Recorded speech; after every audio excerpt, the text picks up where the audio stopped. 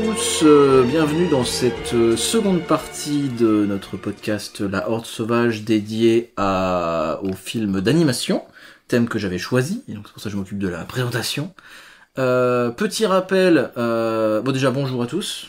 Bonjour Bertrand, Michael, Quentin qui vient de parler, David qui présente les copains. Chaque fois rappeler les noms des gens, c'est bien. Bah oui, non mais c'est bien, oui, parce que on n'est pas encore mettre un nom sur les paroles. C'est vrai que c'est mieux. Donc surtout dans les podcasts où il n'y a pas d'image, c'est toujours plus facile d'avoir une tronche à mettre avec les noms. Voilà.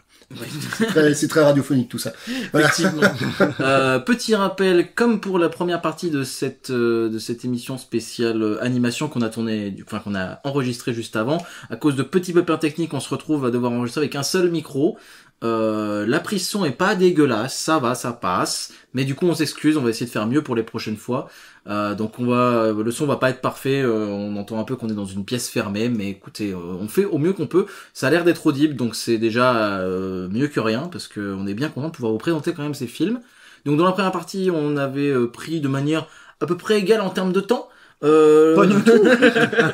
Pris le temps de présenter Peuple Loup, Michael. Tu avais voilà, je l'ai présenté en à peu près une demi-heure. Hein. Oui, c'était tout à fait suffisant. Puis après, comme on disait en off là tout à l'heure, après c'est un de mes films préférés, donc c'était normal qu'automatiquement j'ai besoin de temps pour vous parler de plein de choses qui me parlent dans ce film. Donc j'ai présenté Le Vent se lève en second lieu. Et donc là aujourd'hui on se retrouve pour du coup les films présentés par d'abord David et puis Bertrand. Donc David. Moi ça va être Zootopie dans quelques secondes et puis Bertrand tu boucleras le cycle avec L'étrange Noël de Monsieur Jack.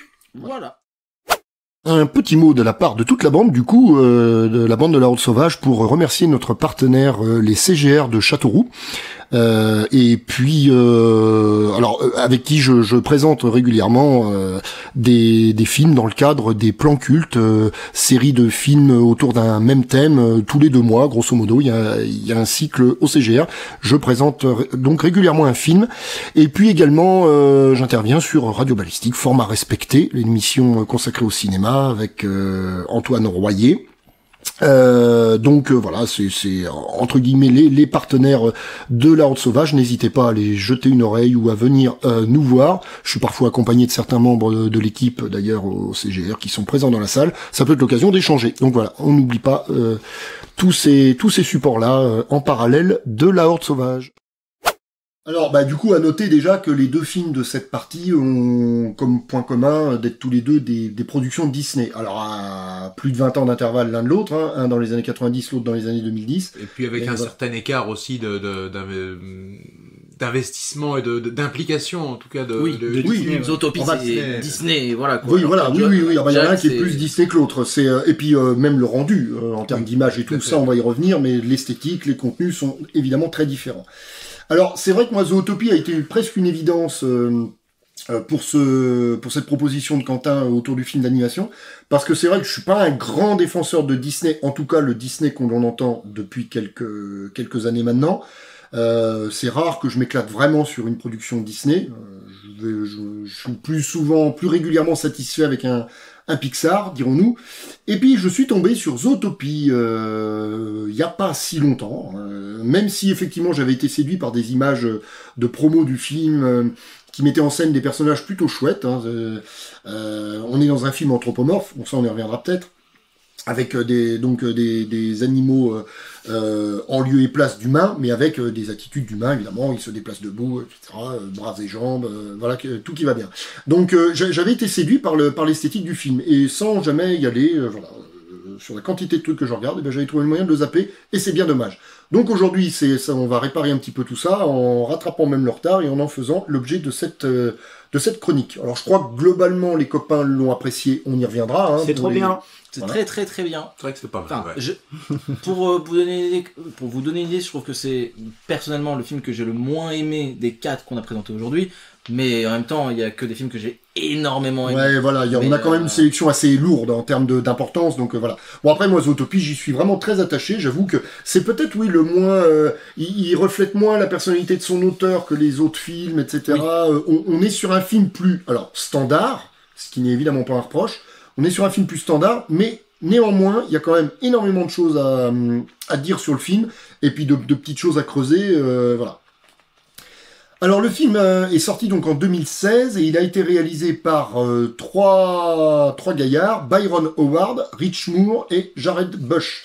Alors on doit à ces réalisateurs, je vais essayer de parler encore plus fort vu que Michael fait du bruit, avec des objets divers et variés, parce que monsieur ne sait pas comment occuper ses mains. Donc, j'avais une idée mais j'ai raté. Voilà. Donc Howard, Moore et Bush qui sont donc auteurs de Encanto, pour taper dans les choses récentes. Que j'ai toujours pas vu, mais qui paraît-il est très bien. Avec une très bonne musique. Personne l'a vu ici. Si, moi je l'ai vu. C'est assez joli, c'est très coloré, très beau. Esthétiquement, là, vraiment, enfin, de toute façon, c'est une constante dans les productions des mecs. Réponse. Alors là, c'est moins surprenant, parce que moi, ce qui fait partie de ces Disney que je défends ardemment, qui m'ont vraiment plu, il y a un côté... Il y a un préféré, moi. Ah ouais, moi, il y a un côté... Avec Vaiana, vraiment, c'est... Bon, je suis plus réservé sur Vaiana, mais... Ah, moi, j'ai une préférence pour Vaiana, quand même, mais... Ah, moi, Réponse, il y a un côté décalé, un côté parodique, un côté... moi, j'aime vraiment beaucoup. J'ai beaucoup rigolé. Volt... également, okay, dans les productions du trio. Enfin, pas forcément les trois d'ailleurs, c'est plus Byron Howard et Rich Moore qui s'associent très régulièrement. D'ailleurs, Jared Bush est crédité comme co-directeur, enfin, co-réalisateur. Sur Volt, il y a un petit hamster, il ressemble vachement au petit lemming qu'il y a dans Zootopia. Ce qui est pas surprenant, donc la pérennité étant des films étant la même. Et puis il y a aussi les mondes de Ralph. Voilà. Les deux ou le... au moins le premier, okay. Peut-être bien le deuxième aussi. T'as aussi Rich Moore qui a bossé sur les Simpsons. Oui, tout à fait. Voilà. Oui. Alors je savais plus lequel, mais effectivement dans les filmos sur IMDb, grande source. On l'a peut-être pas cité jusqu'à présent depuis le début de nos podcasts, mais source inépuisable d'informations sur les carrières de réalisateurs, d'acteurs, d'actrices, de compositeurs, de scénaristes. C'est toujours assez intéressant et c'est quand même assez complet. Et puis à jour surtout. Le scénario est de Jared Bush et Phil Johnston. Alors il y a un paquet de noms cités à la story, à la création de l'histoire, mais le scénario définitif est signé Jared Bush, donc le troisième coréal du film, et Phil Johnston. On pourra signaler sur la partie un petit peu artistique, après on va parler du pitch du film, etc. Musique de Michael Giacchino. Oui. Alors un petit peu comme Bruno Coulet dans le numéro précédent où on avait évoqué 2-3 titres un petit peu impressionnants de la carrière de Coulet qui est quand même pas rigolo, Giacchino non plus. Moi on a bugué un bon moment sur sa BO du dernier Batman en date, Batman de Matt Reeves. Ah, c'est le même mec qui a fait ça. C'est Giacchino qui a fait... Ouais. C'est le même qui a fait ça. Voilà, musique d'atmosphère absolument hallucinante. C'est fou. Et c'est lui qui a fait la musique de Zootopie, avec une petite chanson de Shakira qui joue d'ailleurs en VO le personnage de la gazelle. Voilà. Production, on retrouve le nom de John Lasseter. Alors, on parlait tout à l'heure de Pixar. Bah oui. Et Lasseter fait partie des multiples producteurs du film. Donc un de ses derniers faits d'armes d'ailleurs. C'est assez probable. Parce qu'après il a été un peu évincé. Ouais. John Lasseter qui était quand même un gars un petit peu emblématique de Pixar à une époque et qu'on retrouve donc à la prod de ce film-là. Voilà. Ce qui me surprend pas tant que ça. Non. Je pense que c'est l'un des plus pixariens, si ça peut se dire, des Miyazaki. Trop de Miyazaki aujourd'hui. Il faut que tu en sortes, Quentin. Oui. Ça y est, ta partie est terminée maintenant. On va te donner ton petit médicament, ça va aller mieux. D'accord, ok. Donc ça a été un gros succès public, ce Zootopie. Et alors on y reviendra peut-être en fin de rubrique, mais ils ont même lancé un deuxième film qui sortira normalement l'an prochain, en 2025. Voilà. Ah oui, c'est une bonne nouvelle. Ce qui est une très bonne nouvelle. Ça a vraiment cartonné. Ah oui, non mais ça. On est à plus d'1 milliard de dollars. Oui, un des rares films d'animation à avoir passé le $1 milliard de recettes au niveau mondial. En fait, c'est le quatrième film d'animation qui a dépassé le $1 milliard. C'est quand même impressionnant. Avant, t'as Toy Story 3, La Reine des Neiges et Les Mignons. D'accord, ok. Cherchez, je n'en dirai et c'est le 5e film d'animation le plus rentable à sa sortie. Maintenant, il est 10e, 11e. Oui, évidemment. Sur les listes. Et alors, il a eu l'Oscar du meilleur film d'animation en 2017. Oui. Tu sais qui y avait en face ou pas spécialement? Alors, pas du tout, je n'ai pas noté. Je suis désolé, Quentin, je compte faire moins d'1h30 sur Zootopie. Je suis désolé. Je te taquine. Alors, le pitch du film. Alors, c'est un film extrêmement dense. On va suivre une petite lapine, Judy Hopps, elle s'appelle. Alors, le début du film, d'ailleurs, elle est toute petite. Et on assiste à une séquence assez amusante, d'ailleurs, comme d'ailleurs l'ensemble du film, parce que ça reste sur un ton très comique, même s'il y a des choses très très sérieuses, voire parfois sombres dans le film. On la retrouve sur scène avec des compagnons à elle, etc. Ils sont en train de jouer une scène un peu sanglante. Alors c'est marrant de la voir s'asperger avec une espèce de peinture, etc. Elle simule un décès assez violent. Ketchup. Mais désolé, je veux pas mettre trop longtemps sur ta chronique. Non, tu as le droit d'intervenir. Alors, on la retrouve donc sur scène avant qu'elle essaie de rétablir la justice avec des amis à elle qui se font agresser par un renard, un jeune renard pas très sympa, et une petite échauffourée au cours de laquelle elle va écoper d'une bonne trace de griffure sur la joue, une belle marque de griffure, ce qui va la conforter dans son idée qu'elle veut devenir policière. Et puis comme elle est obstinée, eh ben c'est ce qu'elle arrivera à faire quelques années plus tard. Alors il y a d'ailleurs une petite séquence assez amusante qui peut évoquer tous les films d'entraînement, que ce soit des Maîtres de guerre, des Full Metal Jacket, tous ces films. Le film regorge de clins d'œil. On va y revenir. Oui. Mais on assiste à une petite séquence où elle s'entraîne et où au départ c'est un petit peu laborieux, parce qu'évidemment elle se ramasse un nombre incalculable de fois parce que tout est un peu calibré pour des créatures plus gros qu'elle, et elle, d'ailleurs le film va beaucoup jouer sur sa taille, c'est le premier lapin flic voilà. Des Utopies.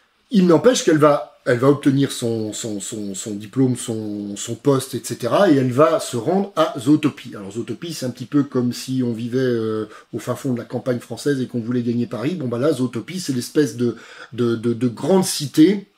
D'ailleurs, on va même pas forcément arriver à prendre conscience de l'ampleur de la ville dans le film, parce qu'on comprend quand même, à travers l'enquête qui va être menée ensuite, qu'il y a plein d'univers différents. Moi, c'est un des trucs qui m'a vraiment plu dans Zootopie, ce qui me fait dire qu'une suite est une bonne idée. Et si je m'abuse, en plus, il parle de plusieurs biomes, et en fait, on n'explore pas mais bien sûr. tous les biomes de Zootopie. Ouais. Ah mais non, on assiste qu'à quelques petits univers, alors j'espère, qui vont mettre l'accent là-dessus, dans le 2, qui vont exploiter l'envers du décor, parce qu'il y a plein de choses qu'on n'a pas vues. Oui, parce que Zootopie, une représentation géographique concentrée de l'intégralité de la Terre, c'est avec les habitats et les animaux qui correspondent. Voilà. Mais à la manière de... Eh bien, il y a Chinatown à San Francisco. Je sais pas. Il y a le quartier juif, il y a le quartier ceci, le quartier cela, le quartier italien, qui est souvent mis en scène à New York. Oui. Nouvelle-Orléans. Voilà, et ce genre de truc-là, c'est vraiment... la mise en parallèle, elle est frontale, d'ailleurs. Oui. Et on est vraiment... on est dans ce genre de film-là, en fait. Voilà. Ouais. On est dans un film qui va traiter de ce genre de truc-là. Et ce qui est intéressant, c'est que les univers qu'on va croiser, on va avoir à un moment donné une séquence où les personnages évoluent au milieu de la neige, une séquence de jungle qui va s'apparenter à un film d'aventure, avec même le pont qui va bien pendu au-dessus du vide, etc. Des scènes urbaines. On va passer la fameuse scène de l'administration, on va y revenir, je pense. Des scènes miniatures, des scènes de nuit, des scènes de jour, des scènes très colorées, des scènes très sombres. Une ville miniature, tu le disais, Mika, à l'instant, effectivement. Oui. La première grosse course-poursuite que Judy va opérer pour essayer de rattraper un voleur qui va lui donner la sensation de prendre de l'importance parce qu'elle est quand même préposée au départ au parc-mètre. Oui. Donc autant dire que le début de sa carrière s'annonce pas brillant. Même si c'est très amusant. Moi j'aime beaucoup la façon dont c'est une lapine, donc elle se déplace très vite et elle se fout des challenges, elle va d'un véhicule à l'autre, elle fait un bond, paf, elle écarte les bras, elle met deux PV d'un coup entre deux véhicules. Enfin c'est extrêmement dynamique. De toute façon, Zootopie, là, pour l'avoir revu exprès pour le podcast, c'est la 3e fois que je le vois en moins de 2 ans. Il se bonifie à chaque vision et c'est un film extrêmement dynamique dans sa construction. Moi, je trouve que l'heure 45 de durée, on ne la sent absolument pas. Il faut dire que c'est riche et puis que ça bouge beaucoup. Donc, revenons un petit peu au pitch et puis après on pourra décortiquer un petit peu tout le reste. Elle devient flic, donc elle est désormais adulte, etc. Donc elle est préposée au parc-mètre. Et puis en fait, de fil en aiguille, elle va être mise, ça ravit pas son supérieur, mais elle va être mise sur une affaire de disparition de créatures, alors d'animaux. Ils sont 14, je crois, à avoir disparu. 14 disparitions, pas forcément liées les unes aux autres, ou en tout cas, il n'y a pas eu de preuve de fait. Et elle va se mettre sur l'affaire de la disparition d'une... c'est une loutre. Une loutre. Voilà. Parce que ce sont que des prédateurs. Ce ne sont que des prédateurs. Voilà. Oui, ça c'est important, parce qu'il va y avoir un gros truc avec ça dans le film. Il y a une scission qui est effectuée d'entrée de jeu entre les animaux qui sont prédateurs et les animaux qui sont proies. Voilà, c'est ça. Mais ça va d'ailleurs être le moteur de toute la deuxième partie du film, ça. C'est-à-dire qu'il n'y a même pas de différenciation entre espèces. Il y a juste deux catégories de personnes. Les prédateurs et les proies. Voilà. Ça, en gros, ceux qui peuvent potentiellement manger les autres. Voilà. C'est grosso modo. Et alors, ce qui est intéressant d'ailleurs, c'est la transposition qu'on peut faire de cet univers au sein des animaux. Comment dirais-je, on l'a évoqué dans le numéro précédent avec la montée du fascisme, etc. On peut le ramener au monde des humains.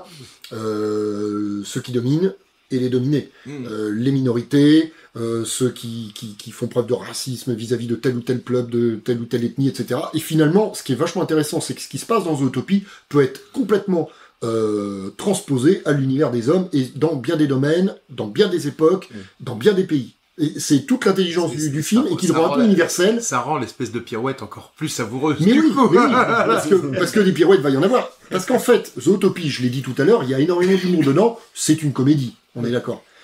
Mais ce qui est quand même assez rare pour ce genre de film, pour un film tout public, parce que c'est vraiment tout public, hein, c'est un film d'animation, en images de synthèse, etc. Ce sont des animaux, c'est très drôle, c'est très, très sympa, mais c'est ni plus ni moins qu'une enquête policière. C'est un film policier. Et l'enquête policière, loin d'être bâclée, je trouve, fait preuve de pirouette, de twist, des indices qui sont pas toujours si évidents. Il y a des vrais éléments. Judy, quand elle commence, le premier truc qu'elle fait quand elle découvre le dossier qu'elle a sous la main, qui consiste en une seule feuille avec une photo au milieu de la page, eh bien tout de suite, elle va avoir recours à des trucs qu'on voit dans des vieux polars, etc. Elle va se servir d'une bouteille comme d'une loupe pour examiner plus en détail ce qu'il y a sur la photo. Et la photo qui va lui donner des indices pour arriver à lancer son enquête. Entre parenthèses, d'ailleurs, dès ce moment-là, elle va montrer qu'elle arrive à aller plus loin que l'ont fait ses collègues auparavant. Donc, il y a un vrai jeu. Raconté comme ça peut paraître simple. Hein. Oui, d'accord, on regarde à la loupe une photo et tout. Mais il y a tout un tas d'indices qui vont être livrés au personnage et ensuite au binôme qu'elle va former avec le personnage de Nick. Le renard. Ah, d'ailleurs, la rencontre, là aussi, assez savoureuse, parce que toute la partie où elle va découvrir que Nick s'est joué d'elle, lorsqu'elle prend sa défense chez un marchand de glace, pour que le prétendu fils de Nick ait droit à sa glace, et en fait, elle se rend compte qu'il a monté un coup avec son fils qui ne l'est pas, mais qui est en fait son complice. Il monte toute une arnaque pour constituer, avec une seule grosse glace, en faire plein de petites, les revendre, la récupération des bâtonnets qui sont jetés dans une poubelle. Faut voir l'enchaînement des séquences qui est absolument hallucinant. C'est extrêmement inventif visuellement, c'est inventif scénaristiquement. Ça fait de ce personnage de Nick un gars, a priori, dès le départ, pas super fréquentable. Donc c'est ça qui est intéressant aussi, c'est que Judy est un personnage foncièrement positif dès le départ. Oui. Nick, qui est donc vraiment son alter ego, son binôme pour tout le reste du film, c'est beaucoup plus compliqué. Oui. Et alors, ce qui est intéressant, c'est que c'est un renard, il fait donc partie des potentiels prédateurs. Ça aussi, ça aura son importance plus tard dans le film. Et je trouve que le traitement des personnages est vachement intéressant parce que ils sont traités de façon classique au départ. La lapine, c'est un petit personnage gentil, tout mignon. D'ailleurs, elle lui a droit 2-3 fois dans le film. Oui. Oh, mais vous êtes un petit lapin tout mignon. Enfin bon, voilà. Si un lapin dit à un autre lapin mignon, voilà. C'est positif. Mais si un autre animal dit d'un lapin qu'il est mignon, c'est pas positif. Voilà. Et à côté de ça, le potentiel prédateur, qui n'en est pas un, parce que Nick, à aucun moment ne fait mine, ne serait-ce que mine d'agresser Judy. Lui est montré comme un personnage peut-être plus filou. Donc c'est intéressant parce que finalement, les clichés, au départ, on est en plein dedans. Ce qui va être intéressant, c'est tout le développement qui va être fait des personnages au fil de l'intrigue, parce que les personnages vont évidemment évoluer, et entre le début du film et la fin, ils seront plus tout à fait les mêmes. Nick, en tout cas, c'est sûr. Ceci dit, Judy aussi. Et même dans les personnages secondaires, d'ailleurs, la plupart évolueront. On retrouvera un petit peu plus tard le renard qui l'a agressé, oui. Judy, quand ils étaient enfants. c'est un personnage tout sympa qui fait des espèces de petits cakes, des petites pâtisseries qu'il apporte à Judy et ses parents. Qui finit par s'excuser. Qui finit par s'excuser. Enfin, le personnage, il est là que le temps d'une scène, mais je trouve que il rachète complètement le côté vilain qu'il avait au début du film. Et ainsi de suite, hein, on pourrait décliner ça à plein d'autres personnages. Le personnage du chef des flics, le chef Bogo, qui est donc doublé par Idriss Elba en version originale, le personnage est absolument génial, parce qu'il a ce côté un peu brutos, un peu flippant même dans sa première présentation, etc. Et finalement, le personnage, c'est pareil, il est plutôt cool. Un peu avec son je m'en cogne, on s'en cogne. On est vraiment dans il n'est pas là pour rigoler, mais voilà, c'est vraiment un personnage mauvais. Du chef d'équipe black des flics dans beaucoup de commissariats. C'est ça. Rentrer dans les séries, dans les films, c'est. Alors, tiens, tu fais bien d'ailleurs d'en parler, Bertrand, parce que c'était le lien que je voulais faire. Je disais qu'il y avait énormément de clins d'œil dans. Hein. Mais c'est ça, exactement. Et tu parles du Capitaine Debay, tu parles donc de Starsky Hutch, binôme de flic, buddy movie. Oui. Buddy movie, on est quand même en plein dedans. Absolument. Donc ça fait quand même drôle de se dire que Zootopie, c'est quoi? C'est ni plus ni moins qu'un buddy movie. Mais oui, mais c'en est un. Puisqu'ils sont deux, ils sont tous les deux, enfin, Nick à ce moment-là n'est pas encore flic, mais en tout cas il s'associe à la flic que représente... qui est Judy. D'abord par obligation. D'abord par obligation. Oui, alors il y a ce côté, mais il y a ce côté-là. Il y a 48 heures. Il y a 48 heures avec Nick Nolte et Eddie Murphy. L'arme fatale, le premier, ils sont tous les deux flics, mais Mel Gibson, il a absolument pas envie de faire équipe avec Danny Glover. Et ben on est en plein dedans, on est en plein buddy movie. Tous les ressorts, toute la mécanique du buddy movie classique, Zootopie la réinterprète à sa sauce, et dans le cadre d'un film familial, d'animation, avec des animaux. Et policiers. Et ça, c'est quand même chapeau. Voilà. Les clins d'œil, il y en a un paquet. Alors, je sais pas si vous en citerez quelques-uns, les copains. Moi, je voulais quand même en citer un. Alors, il y en a un qui est assez flagrant, assez... qui apporte pas forcément grand-chose à l'intrigue, mais qui est là et qui donne un petit ton rigolo au film. Là, on rejoint peut-être d'ailleurs un petit peu l'esprit réponse. Il y a cette séquence où il y a un étalage de DVD pirates dans la rue. Si on regarde bien... Alors, faut faire des arrêts sur image. Hein. Si on regarde bien les jaquettes des vidéos... Ce sont des vidéos détournées, mais avec l'esprit de certains Disney qu'on connaît. On a cité Vaiana tout à l'heure. Eh ben Vaiana, il est là. Regardez bien les jaquettes des DVD sur l'étalage. Avec les titres un peu modifiés. Réponse, oui c'est ça, avec les titres modifiés. Il y a Réponse également. On peut en trouver plein d'autres. Je me suis pas amusé à les lister et à les répertorier, et surtout à tous les reconnaître. Il y en a peut-être qui m'auraient moins sauté aux yeux que d'autres. Mais voilà, les clins d'œil, il y en a là. La séquence, hommage au parrain. Bien sûr, cette scène absolument fabuleuse, très drôle là aussi, alors que elle est drôle, mais pas forcément dans son sens premier, parce que le but de cette scène, c'est que Judy et Nick se retrouvent prisonniers d'ours polaires gigantesques qui font 10 fois leur taille, et qui sont à la solde d'un parrain, disons-le, hein, il parle comme Corleone, et il a les sourcils de Martin Scorsese, grand cinéaste, grand spécialiste de la mafia, entre autres, de films sur la mafia. Et cette séquence, au départ, elle a absolument pas vocation à être drôle. Pourtant, elle l'est. Oui. Et puis c'est surtout la façon dont elle se raccorde à une séquence qu'on a vue un petit peu plus tôt. Oui, voilà. C'est là aussi très fort. Sens. Ouais, et du coup, ça va se raccorder à une autre séance d'après. De résolution d'enquête. Tout à fait, exactement. Donc, exactement. Donc il y a vraiment, c'est vraiment bien construit, parce que chaque petite scène qui pourrait paraître anecdotique a une conséquence un petit peu plus tard, ou trouve un écho en tout cas un petit peu plus tard. Les personnages, c'est pareil, ils ont tous une raison d'être, ils sont à une place et il y a une raison. Je voulais en finir avec, alors à moins que vous en ayez à rajouter, hein, mais je voulais en finir avec les références, les clins d'œil, Breaking Bad. Oui, bien sûr. Qui est quand même assez flagrant. La scène quand ils se rendent dans le wagon tous les deux pour continuer leur enquête, c'est lors de la reprise d'ailleurs de l'enquête. C'est après qu'il y a eu un petit couac, que Judy ait décidé de jeter l'éponge, que Nick se soit désolidarisé de Judy. Alors, on va pas tout spoiler. Redisons-le d'ailleurs, Quentin, t'as pas dû le dire en début d'émission, il est possible que nous spoilions les films dont on parle. Je le redis là. Toujours est-il que Judy et Nick, à un moment donné dans leur enquête, se rendent dans un wagon où on cultive des fleurs bleues, disons-le comme ça. Et alors l'hommage à Breaking Bad est flagrant dans les fringues que portent les moutons. Ouais. Bon, à un moment donné, les noms à un moment donné, j'attends Jesse et Walter. Bon, ok, on sait où on est. Voilà, enfin là la référence, elle est flagrante. Ouais, puis c'est marrant de faire des références à des œuvres qui sont pas du tout destinées aux enfants. C'est vraiment pour les parents qui sont venus accompagner leurs enfants au cinéma pour qu'ils fassent carrément trop bien. Carrément. C'est la série à papa, ça. Voilà, parce que le gamin de 10 ans, clairement, là, c'est référence à Breaking Bad. Si tout va bien, il l'a pas. Voilà. Faut espérer. Voilà, donc il y a même un petit clin d'œil, alors qui est amusant parce qu'elle le fait une seule fois dans le film, mais elle le fait relativement au début, relativement impatiente et vexée de se retrouver à la circulation. Elle fait Pampan, Judy. Oui. Elle tape de la patte, un petit clin d'œil à Pampan, Bambi. Voilà, Disney. On revient un petit peu aux fondamentaux. Incroyable, oui, j'ai pas forcément pensé. Tu sais, voilà, c'est elle leur fera pas le film pas de mémoire. L'autre scène où elle est obligée d'attendre.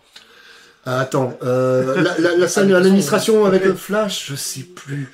Ah, elle fait preuve d'impatience, mais plutôt en s'agitant. Ah, je sais plus. Je crois pas qu'on doit être plan large où on voit. Il me semble pas parce qu'on est toujours au niveau du comptoir avec Flash. Ouais. Voilà. Oui, alors parlons-en maintenant parce qu'on y est. Et ce sera fait. Voilà. Il y a une séquence, qui est restée quand même dans les annales. Hein. Oui, on a dit que c'était une comédie. Cette scène-là, je pense, elle emporte quand même un petit peu le morceau. Je pense qu'elle met tout le monde d'accord. Ils se rendent à un moment donné dans un bureau administratif, bureau de poste. Faut trouver le propriétaire d'une plaque d'immatriculation. Je connais quelqu'un qui est très rapide, il va nous régler ça.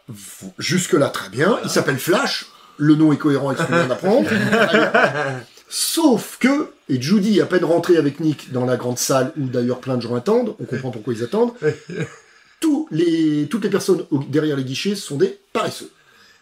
Et alors là, à partir de là, le film, je disais tout à l'heure, et d'ailleurs ça va faire un petit écho à ça, je disais que le film avait énormément de rythme, bougeait beaucoup, et alors là on a une espèce de séquence en flottement, en arrêt, au ralenti, puisque dès le début de la scène, on les voit tamponner des feuilles, et alors moi j'adore ce moment qui annonce clairement ce qui va se passer, le tampon qui vient coller la feuille, il se relève lentement, la feuille suit lentement le tampon et elle retombe laborieusement. On se dit, waouh, là il va se passer un truc, ça va être compliqué. Et ça loupe pas. Ça loupe pas. Donc, on va pas la décortiquer, on va pas la rejouer, ça aurait pas beaucoup de sens, mais vraiment, ne manquez pas la scène avec Flash qui est absolument fabuleuse. Et d'ailleurs, il y a une deuxième en termes d'écho, oui. La scène avec Flash va revenir une deuxième fois dans le film à un moment assez inattendu. C'est amusant parce que c'est complètement en décalage avec la scène précédente. C'est qu'en plus, ils nous refont le même coup à l'identique, hein, de toute façon. C'est ça. On se fait piéger tout pareil. Et on se fait piéger tout pareil. Et c'est quand même assez fabuleux. Voilà. Il y a une autre scène aussi qui est assez amusante, avec le hippie, là, quand il se rentre dans cette espèce de, avec le yak, de truc. Oh là là, ça, c'est assez énorme. Prof de yoga, oui. Oui. Ah ouais, ça, c'est magistral. On apprend qu'un éléphant, ça a de la mémoire, et une mémoire d'éléphant, on connaît l'expression, sauf que, l'éléphant qu'ils vont voir, l'éléphante, puisque c'est une dame, elle se rappelle de rien. Et en fait, de manière complètement détournée et décalée, c'est notre copain Liac, là, qui envahit une mouche avec sa chevelure qui fait pas envie. C'est lui qui va donner tous les éléments jusqu'à l'absurde. Il va balancer moult détails. Judy et Nick repartiront avec plus que ce qu'ils voulaient. Et c'est marrant de voir, encore une fois, en fait, tout est sujet à détournement, voilà. C'est vraiment, c'est là où je trouve que Zootopie est à la fois riche et à la fois drôle, inventif, tout ce qu'on veut. C'est que tout est prétexte à réinventer une expression, à se foutre de la gueule de l'administration. L'administration, c'est pas rapide, c'est pas voilà. Alors eux, ils jouent la carte, tiens, on va y mettre des paresseux, comme ça, on va assumer le côté décalé des personnages, et en même temps, on va donner une explication au fait que l'administration avance pas. Bon. Et tout est comme ça dans le film, et je trouve qu'il y a vraiment une inventivité. Alors, est-ce que ça vient de la batterie de gens mentionnés à la story du film? Parce qu'il y a du monde, hein. Encore une fois, je vous ai pas balancé la dizaine de noms, mais il y a du people. Mais c'est vraiment hallucinant. Enfin, ça n'arrête pas, c'est un festival. Et moi, j'aime bien ces films foisonnants, que ce soit des films live, des films d'animation, peu importe, vieux films récents, voilà. Moi, je me régale de ces films où on en a pour son argent pendant tout le temps de la projection. Il y a pas de temps mort, il n'y a pas de... on n'est pas pris pour un imbécile, il y a de la matière, on a envie de voir un polar, on en voit un, on a envie de rigoler, on rigole. Il y a des moments un peu plus d'aventure, il y a de la poursuite, il y a une grosse scène d'action avec la scène du wagon, hein, j'en parlais, c'est un peu le morceau d'anthologie du film. La scène du jaguar est pas mal. La scène du jaguar est assez impressionnante. On est limite dans du film d'horreur. Oui, complètement. C'est traité comme un film d'horreur. Là encore, on rejoint le melting pot de genres qui se retrouve dans le film, Mika. Même la scène qui suit, là où justement on voit Nick qui se confie un peu plus sur sa vie et sa vision du monde dans l'espèce de téléphérique là par rapport à elle est touchante, très belle scène. C'est très touchant. Et il y a 2 minutes avant, on était en train de se marrer, là d'un seul coup un peu plus touchant, et puis ça repart direct. Enfin, on n'a pas le temps, tu l'as dit tout à l'heure, mais le film il passe, on fait c'est déjà fini. Ouais, et puis on passe d'une émotion à l'autre, mais enfin, et ça se fait super naturellement. C'est super bizarre, parce qu'en fait, j'ai eu un gros problème aussi avec ce DVD-là. C'est qu'il est à la lecture, il me donnait 2 fois la durée, en fait. Et je comprenais pas, parce qu'il dure 1h40. 1h45, 48. Le Blu-ray, ça doit être 1h48, je crois. Je n'ai pas compris une seule seconde. Alors, je perdais complètement la notion du temps, tout en profitant complètement du truc. Et j'ai pas vu le temps passer, effectivement. Là, pour le coup, je n'ai pas vu le temps passer, parce que ça m'indiquait. Oui, ça t'indiquait 3 heures. Presque 1 heure, et j'avais encore ça de jauge. Et en fait, le film repartait, peut-être une autre couche, je sais pas.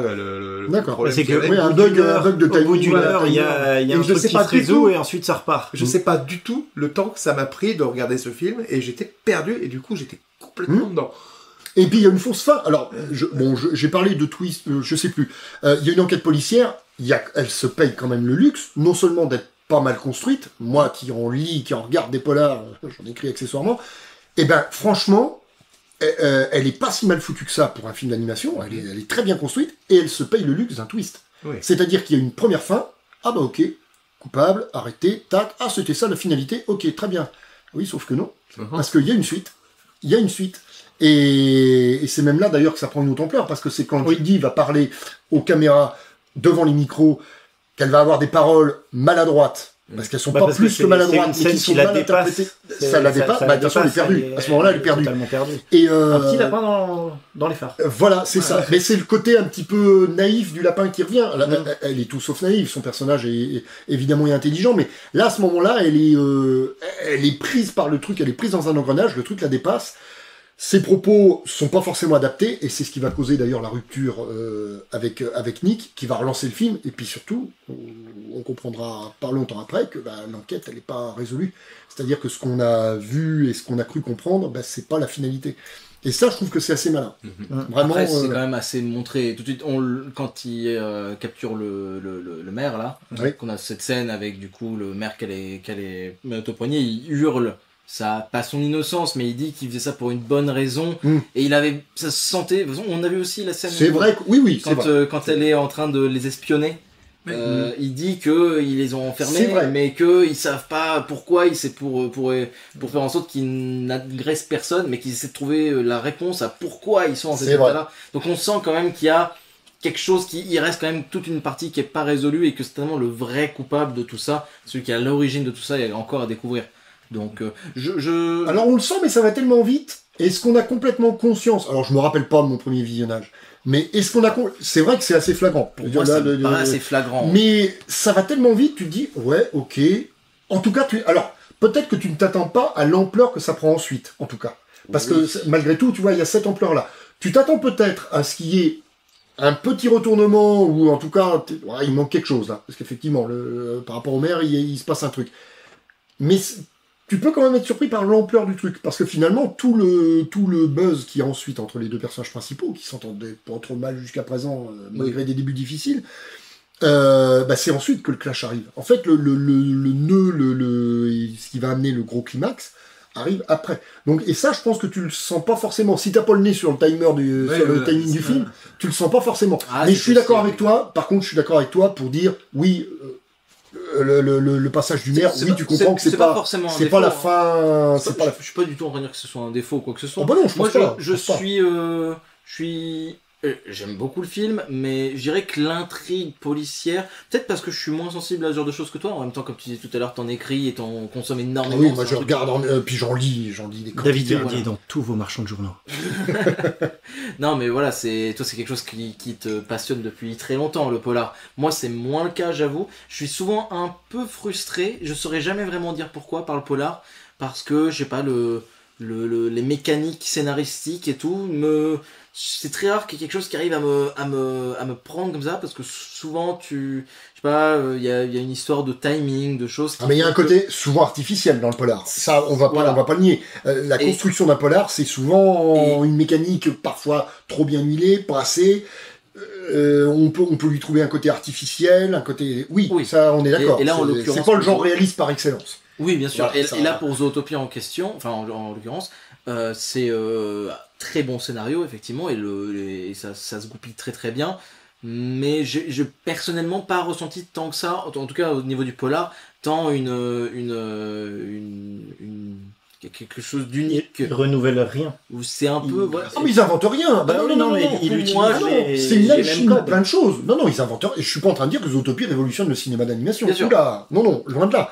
Non, alors il apporte quelque chose au cinéma d'animation et à Disney qu'on n'avait jamais vu et qui est hyper intéressant et qui est très bien foutu. Ça, je suis totalement d'accord. Mais c'est sûr que moi, qui suis pas un grand féru de polar, peut-être pour ça que c'est un des films, c'est peut-être le film qui m'a le moins plu des 4 qu'on a vu ce soir. Mais je l'aime vraiment énormément. Hein. Il y a plein de choses que tu as dit avec lesquelles je suis totalement d'accord, et le film c'est un plaisir énorme, il me fait beaucoup rire et tout, mais c'est vrai que moi je trouve qu'il me prend beaucoup plus, il arrive à m'attraper beaucoup plus facilement avec son ambiance, son univers et ses personnages, plus qu'avec son intrigue, que je trouve, tu disais un peu artificiel, c'est un peu ça, et puis tu parlais d'un double twist, d'un twist à la fin où en fait il y a autre chose.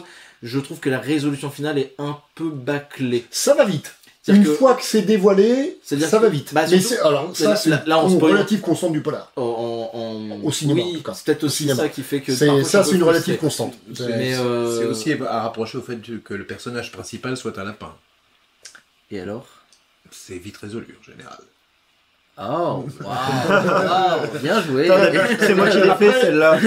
Après, Quentin, t'as dit un truc intéressant, c'est que tu dis, tu ne t'es pas tant accroché à l'intrigue policière qu'au reste, l'ambiance, etc. Et c'est précisément ça que j'aime, je crois, par-dessus tout dans ce film, c'est que je pense qu'il y a énormément de monde qui l'aime, ce film.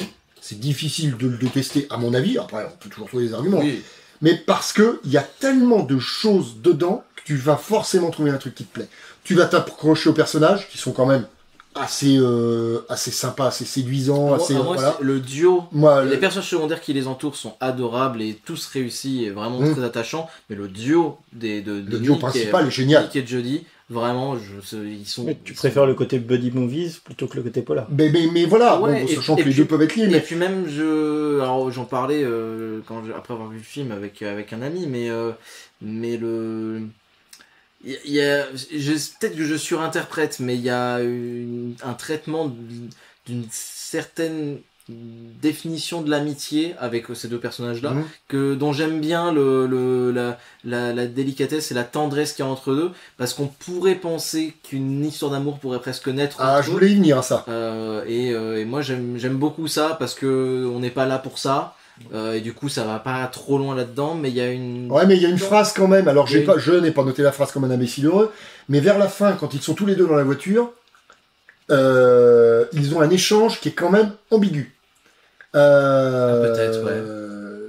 Alors je sais plus si c'est le verbe adorer ou aimer qui est employé, mais alors pour que ça m'ait marqué, c'est que ça doit quand même être assez fort dans la façon dont c'est dit. Mais tu sais très bien que tu m'aimes, que tu m'adores. Putain, il y a ça. Nick, il balance un truc à Judy qui est donc au volant. Et la phrase tournée comme elle est... Alors, à ce moment-là du film, et c'est la fin du film, il ne s'est rien passé entre eux de sentimental. Mais leurs sentiments, est-ce qu'ils sont aussi platoniques que ça ? Moi, j'ai trouvé que ce très bref échange peut jouer un peu l'ambiguïté. Alors, comme en plus, il y a un Zootopie 2 qui nous arrivera dans quelques temps... Alors, qu'est-ce qu'ils feront de ça ? Est-ce qu'ils l'éluderont ? Est-ce qu'ils n'y reviendront pas ? Est-ce qu'ils resteront amis jusqu'au bout ? Voilà, c'est intéressant que tu en aies parlé de ça. Mais tu vois, personnellement, j'aimerais bien que ça reste là. En fait, j'aime bien cette espèce de non-dit. Ouais, c'est pas forcément un non-fait, peut-être. C'est pas un non-dit ou un non-fait. Non, mais que qu'il reste proche, amis. Enfin, quelque chose de personnel, mais je suis persuadé que des relations amicales très fortes... Des amis heureux. Ouais, si tu veux, on va pas rentrer dans de la psychanalyse et tout, mais en tout cas, il y a une séquence que je trouve incroyable quand ils sont sous le pont là et que Jodie vient s'excuser. Oui. Voilà. Elle est le moment magnifique, à la fin de la séquence, quand elle vient se rapprocher de lui, elle vient poser sa tête contre lui, elle pleure et puis c'est vraiment extrêmement touchant. Et là, il lui fait une blague en lui disant mais t'étais juste venu pour me rattraper le crayon ou quelque chose comme ça. Et là, elle lève le bras. Oui, elle tente, mais alors que c'est un jeu, c'est génial. C'est génial. À ce moment-là, t'as pas envie de dire genre embrassez-vous parce que y a pas ça. Non, à ce moment-là, ce serait même malvenu. Ce serait zéro. C'est des amis, c'est deux personnes qui se complètent et qui se sont bien trouvées. Et je trouve que leur relation elle est parfaite comme ça. Je suis d'accord. Je suis d'accord. Pour le coup, la scène antérieure de rupture, qu'on devine temporaire assez vite. Oui. Mais elle est pas dans la violence en plus. Il y a une espèce de tendresse malgré tout, la tendresse déçue. Oui, elle est fortement imprégnée dans le discours notamment de Nick. Oui. Voilà. Et puis parce qu'aussi elle comprend tout de suite qu'elle a. Est-ce que je te fais peur? Voilà. Ah mais c'est atroce. Alors cette scène est atroce. Quand elle porte la main à son taser, à son pchit là, je sais pas quoi. Waouh, c'est super violent ça. Oui. Parce qu'elle porte la main, elle finit pas son geste, mais alors en fait on se met à la place de Nick à ce moment-là. Alors lui il comprend que malheureusement sa démonstration est juste. Et toi, tu dis, mince, elle est toujours conditionnée. L'inversion perverse de ceux qu'on croit être les grands méchants et qui dominent les autres. Et non. Et non, c'est les broutards qui dominent les viandards. Et c'est ça, c'est. Ah ouais, non, mais elle est violente. Le point le plus fort de ce film-là, c'est ça pour moi, hein, vraiment. C'est la double pirouette. Non, c'est il y a ce moment-là est très. Moi, je l'ai trouvé très violent. Pas dans ce qu'il montre, mais dans ce qu'il non, mais fait ça comprendre. reste extrêmement calme, extrêmement. À part le stress qui monte dans le personnage de Jodie. Mais encore, c'est pas démonstratif non plus. Non. C'est parce que elle se rend compte de mais j'ai dit ça, j'étais sous la compression de la presse, machin, tout ça, mais peut-être que c'est ce que je pense aussi. Au fond de moi. Oui. Et voilà, c'est le naturel qui reprend le dessus. Oui, puis on sait pas à ce moment-là, on sait pas elle où elle se situe. Au moment où elle parle devant les caméras, ce moment si problématique qui va déclencher la suite, on sait pas comment elle se situe par rapport à ça. Est-ce que ça vient vraiment du fond d'elle? Est-ce qu'elle a balancé les premiers trucs qui lui venaient en tête?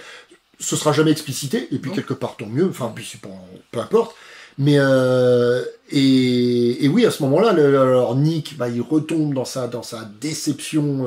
Il nous avait quand même raconté cet épisode qui s'était passé dans sa jeunesse. Il lui arrive à nouveau un gros coup de massue sur la tête alors qu'il pensait avoir trouvé une véritable amie. Elle se rend compte qu'elle l'a déçu, etc. Donc elle, qui avait monté de manière rapide les marches du succès, on va dire, elle rebascule de l'autre côté. Enfin, c'est en l'espace de quelques secondes. Enfin, le film prend une toute autre tournure. Elle donne sa lettre de Dem en même temps, alors qu'elle avait une promotion. C'est ça. Cette partie-là est... C'est d'autant plus touchant qu'on s'est attaché au personnage avant. C'est là encore, le film est bien foutu. Mais c'est violent. Toute cette partie-là, elle est très violente. Il n'y aurait pas la résolution de l'enquête. Parce que justement, c'est le fait de revenir chez ses parents avec ses millions de petits frères et petites sœurs. Qui est... Il y a 300, je crois. Je sais plus. D'ailleurs, ce qui est rigolo, parce qu'il y a le panneau avec Lapinville et ça monte très vite. Ça tourne tout le temps. C'est ça. Et il y a un truc qui est rigolo. Alors, je sais pas si c'est sur le Blu-ray ou sur le DVD ou en tout cas, c'est sur Disney+. Il y a un petit court-métrage où quand Jodie part à la ville de Zootopie dans le métro, en fait, il y a un de ses frères qui reste sur le métro. Et on voit la course-poursuite des parents avec leur lapin mobile derrière ce métro pour essayer de rattraper le petit frère. D'accord. Et en fait, je crois que ça dure 10 minutes. Et, faut que je regarde. J'ai pas fait gaffe sur le Blu-ray. Franchement, c'est super fun. C'est aussi dynamique que Zootopie, de toute façon. Puis c'est une course-poursuite à fond. Du coup, ça reprend des passages où on a un plan sur Jodie qui va regarder par exemple Toundraville, et sauf qu'on va la voir d'un autre point de vue, mais du coup on voit le petit frère et tout est cohérent. Enfin, moi, de ce que j'ai cru voir, et je me suis fait refait la scène. Après, bon, je suis pas, il y a peut-être erreur, mais dans tous les cas, en vue des plans, tout est cohérent. C'est génial. Dans une moindre mesure, autrement moins qualitative, ça me fait penser au Roi Lion 3. Ah, voilà, pour ceux qui l'ont vu, ils seront là, peut-être que ça aura fait écho à eux aussi. C'est Le Roi Lion 3, ensuite Timon et Pumba, pendant le déroulé du premier film. Bon, bref, c'est pas très bien. Voilà, c'est sympathique sans plus, mais c'est marrant, ça m'a fait penser même idée de reprendre une scène du film principal et de reprendre des moments où on voit des plans et qu'en fait il se passe quelque chose pendant. Et du coup, on suit une histoire secondaire qui se passe pendant et tout. Bref, on oublie souvent que ce qui accompagne le film d'animation chez Disney ou même chez Pixar, il y a plein de petits films de courts-métrages qui suivent le truc. Alors, plus ou moins bien. Hein. Je sais que Qui veut la peau de Roger Rabbit, qui était un film distribué par Disney sur le Blu-ray, c'était peut-être pas le cas du DVD. Il y a, je crois, 3 courts-métrages, pareil, des moins de 10 minutes, qui reprennent un peu l'esprit de la première partie de Qui veut la peau de Roger Rabbit, truc hyper speed, etc., dans le même esprit. Mais ça, j'aime bien, moi, ces petits compléments. Et alors, pour revenir à Zootopie, c'est que Zootopie, et c'est là aussi où je voulais réappuyer une nouvelle, et peut-être dernière fois, mais l'univers est tellement riche, on le sent tellement dense, et on en voit que c'est la partie visible de l'iceberg, dans ce qu'on voit dans le film. On se dit, mais ils peuvent développer ça, mais à l'infini. Là, s'il y a des univers qui sont pas forcément déclinables sur plein de films, là, je pense que Zootopie, alors à moins de faire n'importe quoi, ils ont des possibilités de nous proposer un deuxième film vraiment top. Parce qu'il y a un univers qui s'y prête, des personnages absolument géniaux. Il y a vraiment moyen de faire quelque chose de très chouette. Et puis alors, ils peuvent étendre l'univers avec des petits courts-métrages qui font la transition. D'ailleurs, moi, j'aurais rien contre qu'ils nous balancent un court-métrage tous les 3 mois en attendant la sortie du film en 2025. Enfin, moi, je serais preneur. Là, honnêtement, Zootopie, je valide tout projet autour de Zootopie. De toute façon, apparemment, c'est les mêmes mecs qui sont derrière. Oui, c'est les mêmes. Byron Howard et Rich Moore qui sont. C'est ça. Ils sont crédités. Ils bossent déjà dessus, parce que le film avait été annoncé fin 2023, je crois. Et donc ils bossent déjà dessus. Et Quentin, tu l'avais mentionné dans le numéro précédent autour de Miyazaki. Cocorico. Ça se fait lentement. Mais... On aura la voix de Teddy Riner. Voilà. Ah super. D'accord. Voilà, non, mais il est déjà dans le premier. Il est déjà dans... Oui, en VF, il fait le fils de Nick. C'est lui qui fait la VF du fils de Nick. La grosse voix. Honnêtement, la VF est super bien. C'est le seul point noir. Bon, en même temps, c'est du merde, comment ça, du Star Talent, oui, un peu balourd, un peu du fan service. Comme avec Griezmann il a 4-5 phrases dans sur le Lego.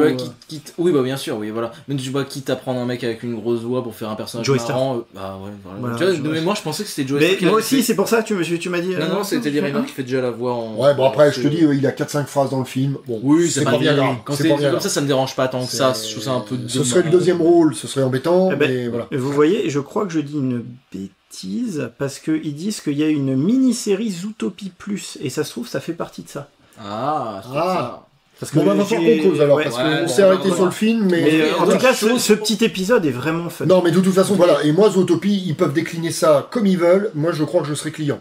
Moi, ils me sortiraient un Blu-ray avec une série de courts-métrages dessus, je crois que j'irais. Vraiment, c'est un univers que je trouve d'abord très chouette. C'est beau visuellement. Mais c'est vraiment très beau. Super joli. La partie jungle, qui est assez courte dans le film, quand ils se rendent chez le jaguar, là, c'est très très beau. En plus, il fait un peu nuit, donc c'est une scène de jungle, de nuit, etc.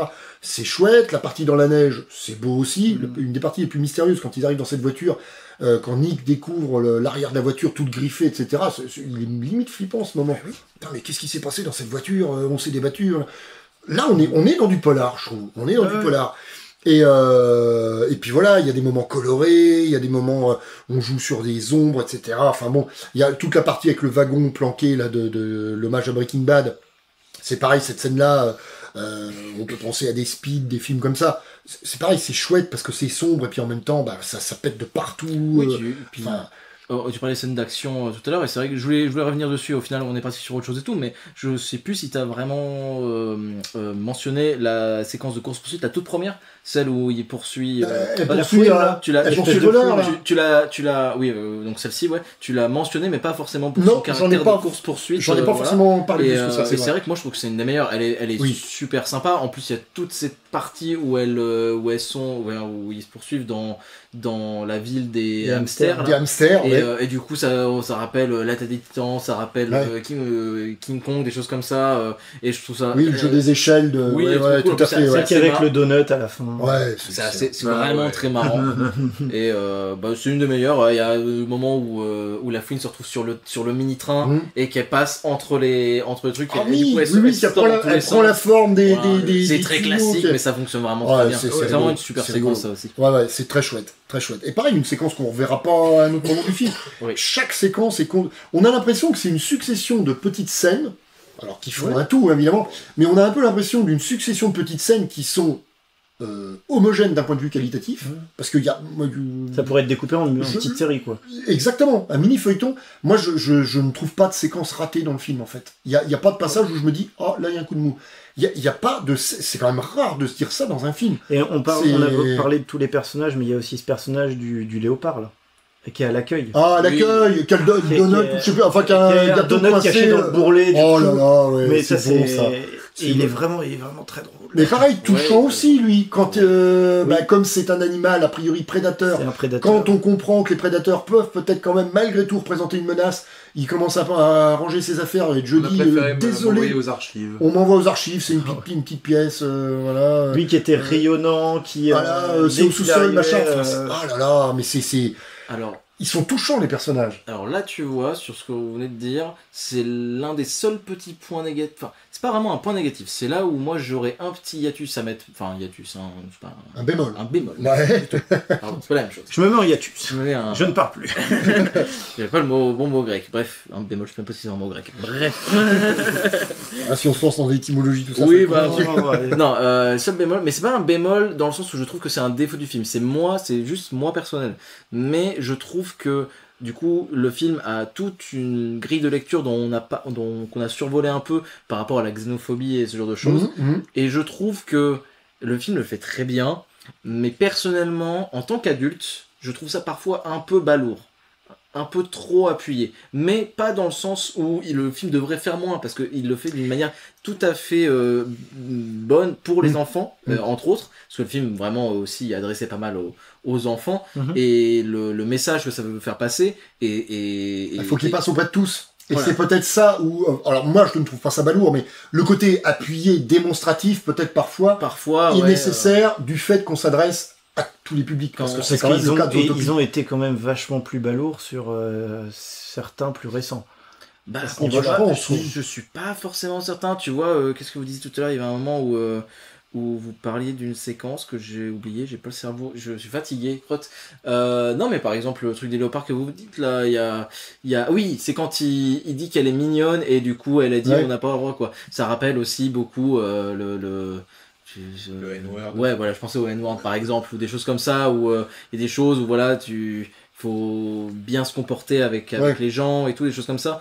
Et il y a plein de petits moments comme ça dans le film où c'est assez explicite, le vivre ensemble, tout ça, qui est vraiment... Aurait-il un petit côté bien pensant, le film, selon toi?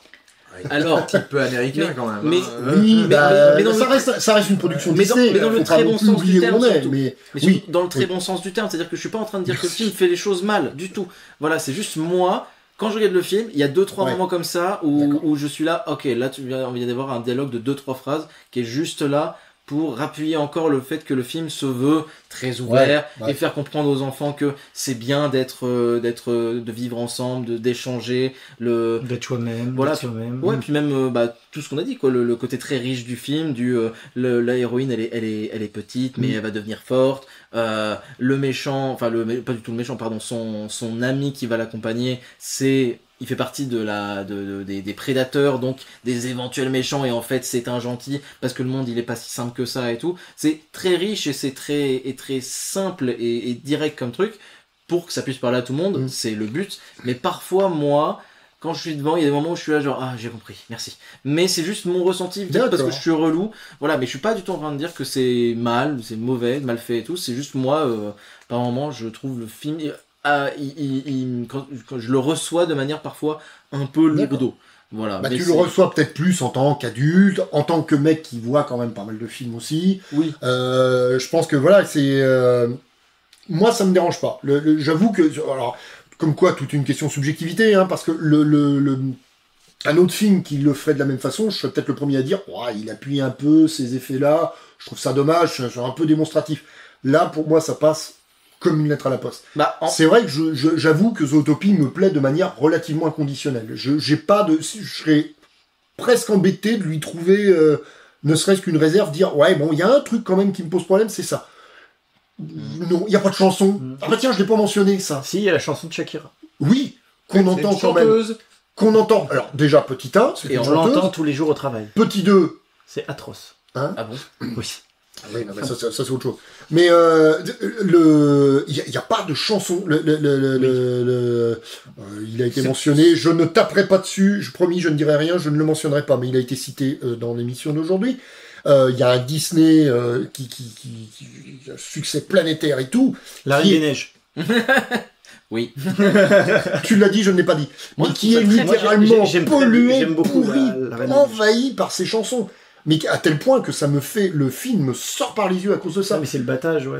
Mais bon, il y a le battage, certes, mais il n'y a pas que ça. Et pour moi, le film me sort par les yeux en grande partie à cause de ça. Et Zootopie, il n'y a pas de chanson. À l'exception de ce morceau de Shakira qu'on entend. Et puis cette chanson est dans la diégèse de l'histoire. Donc exactement. Elle a oui, parce qu'en plus, elle se la met... la première fois qu'on l'entend, Judy se met... les écouteurs aux oreilles et dans le métro pour arriver à Zootopie. Donc le truc fait complètement partie de l'intrigue. Et on la réentend à la fin. Pour faire le générique du son. Exactement. Et puis en fait, ça fait partie sur l'application. Avec le chef Bogo qui est là. Qu'ils utilisent où ils se mettent en scène avec la gazelle. Ouais. Donc voilà. Et ça, j'ai failli oublier ce point-là. Et ben, ça fait du bien. Un Disney qui avance autrement qu'avec des chansons, qui plus est des chansons pourries, eh ben ça fait du bien. Voilà. Ouais, ça te sort moins. Bah ouais. T'es moins sorti. On est bien d'accord. D'autant plus que l'intrigue est vachement importante là. Bah c'est ça. Alors Dieu sait qu'au niveau chanson, on va être servi avec le prochain film dont on va parler. Mais bon, le rapport va pas être le même. Mais voilà. Rigolo qui chante. Non, voilà, c'est ça. Mais voilà, je voulais quand même mentionner ce truc-là, c'est que Zootopie fait 1h48 et peut se passer de chansons. Ce qui n'est quand même pas le cas de la majorité des Disney. Voilà. Oui, il n'y en a pas beaucoup des Disney sans chansons. Voilà. Il y en a 2-3. Il y en a. Je crois que Big Hero 6, les nouveaux héros qui est sorti l'année précédente, ou 2014 ou 2015, je sais plus, il ne doit pas y avoir de chanson, je crois, dedans. Parce que je pensais à Bambi, mais il y a la chanson de la pluie. Ouais, puis bref, c'était une autre époque aussi. Ouais, c'était une autre époque. Ah oui, vous voulez dire contemporain. Ouais, aussi. Oh, ben, de toute façon, c'est ancestral. Chez Disney, ça va de pair avec les films. Ouais, puis à l'époque, c'était vraiment full chanson. J'ai pas trop de souvenirs. Ça fait partie du cahier des charges, quoi. Oui, non mais complètement. Et puis d'un point de vue marketing, c'est un bon plan. Ah bah évidemment. Oui. Voilà. Tiens, d'ailleurs, puisqu'on parlait des vieux Disney, alors même si lui, on est un petit peu en... Je sais pas, c'est un Pixar. Ah, ok, ça, il n'y a pas de chanson. On est un petit peu entre les deux, mais petit clin d'œil à Robin des Bois aussi, puisque on a dit que le deuxième personnage principal était un renard. Oui. On peut lui trouver, et d'ailleurs, même dans sa présentation au début, on peut lui trouver un petit côté Robin des Bois. Il s'en cache pas, hein. J'ai lu vite fait une interview, il dit, j'ai pris Robin des Bois. Hein. Bon, bah voilà. Et en fait, son kiff, c'était de faire Robin des Bois moderne, voilà. Enfin, je crois que c'est, alors, je sais plus si c'est Howard ou Moore. Son truc, c'est Howard, parce que c'était à la sortie de Réponse. Son truc, c'était vraiment le côté anthropomorphique, et il voulait absolument faire un film d'animation dans un univers où tous les animaux étaient comme des humains. Et ça, c'est un truc qui lui tenait à cœur, et il a réussi. Avec Zootopie, justement. Et puis voilà. Enfin, de base, ça devait pas du tout être ça, l'histoire. Mais de toute façon, oui, la jeunesse... De base, c'était Nick qui était le personnage principal. Oui. Judy était un lapin. C'était pas une lapine. Et après, ils ont changé par pure... comment dire, en fonction de l'écriture de l'histoire, ils ont dit la mécanique marcherait beaucoup mieux si c'était inversé. Et donc ils ont inversé. Il y avait aussi tout ce qui est les petits hamsters devaient être vachement plus présents dans l'histoire. Ils devaient faire chier tout le temps le renard, enfin Nick. Et du coup, au final, ils sont totalement passés aux oubliettes. Et on les retrouve dans une espèce de petite scène quand elle arrive en gare où c'est plutôt rigolo. Avec, il y en a un qui est sur son téléphone, du coup, il oublie de s'enlever et les autres l'écrasent. Oui. Bon, c'est rigolo. Oui, c'est mignon. Oui, c'est mignon, c'est rigolo. Voilà. Ok, tu es arrivé au bout? Bah, je crois qu'on a fait le tour. Ouais, enfin voilà, moi, film que j'aime vraiment, vraiment, vraiment énormément. Et si un jour je fais un top 10 Disney, voire même top film d'animation, Zootopie sera sûrement bien placé. Voilà, en ce qui me concerne. Bertrand, je sais pas si tu as quelque chose. Très très bien, oui, très très bon moment. Que toi tu as découvert du coup. Ah oui, complètement, oui, je connaissais pas du tout, mais j'ai beaucoup de trains de retard par rapport à vous. Bah, on est là pour ça, on va te faire découvrir des choses. Bah, content de te l'avoir fait découvrir. Est-ce qu'on dit merci ou pas? Bah moi je connaissais déjà. Ouais. Mais par Bah, toi aussi, non, le seul à qui je l'ai si, fait, c'est Bertrand. Si, je veux dire merci parce que j'y pensais au tout début de l'émission, la première partie, j'étais plus discret, je t'écoutais et tout ça. Et j'étais là, j'ai 2-3 trucs à dire quand même sur le film. Et je savais que c'était des points qui étaient pas. Donc les 2 trucs que j'ai dit, c'est par rapport à l'intrigue policière et là ce que j'ai dit juste avant sur le côté balourd et bon, voilà quoi. Mais en vrai, c'est quand même des choses qui sont extrêmement secondaires. Et tu vois, je me demande même si ce que vous avez raconté, toi surtout, et tout ce que vous avez, tout ce qu'on a dit ensemble. Bah, je me demande même si ça n'a pas envie de le revoir pour le réévaluer. Bah alors là, je crois que ça suffit à mon bonheur. bonheur. Seul et que les auditeurs aient aussi l'envie. Allez, revoyez-le. Alors moi, je pense que c'est clairement, faut le voir, faut le revoir. Là, Quentin, ce que tu dis, c'est très intéressant. Parce que j'en suis qu'au premier visionnage. Bertrand, faut que tu le revoies. Ça, alors là, mais parce que moi, ça fait 3 fois que je le vois. J'ai encore découvert des petits trucs. Je l'ai encore plus apprécié, surtout. Alors ça, c'est peut-être moi. Vu qu'on sait qui se cache derrière, on peut choper 2-3 petits indices qui pourraient dire. Puis quand tu connais l'histoire, tu prends plus au jeu du truc et tu te laisses plus aller à ce que ça va te raconter sans trop découvrir. Enfin, c'est pas le genre c'est pas le genre de film où c'est facilité à se laisser aller dans ce film. Oui, voilà. Puis c'est pas le genre de film où c'est grave de le connaître par cœur. Non. Il y a des films où tu vois le vent se lève.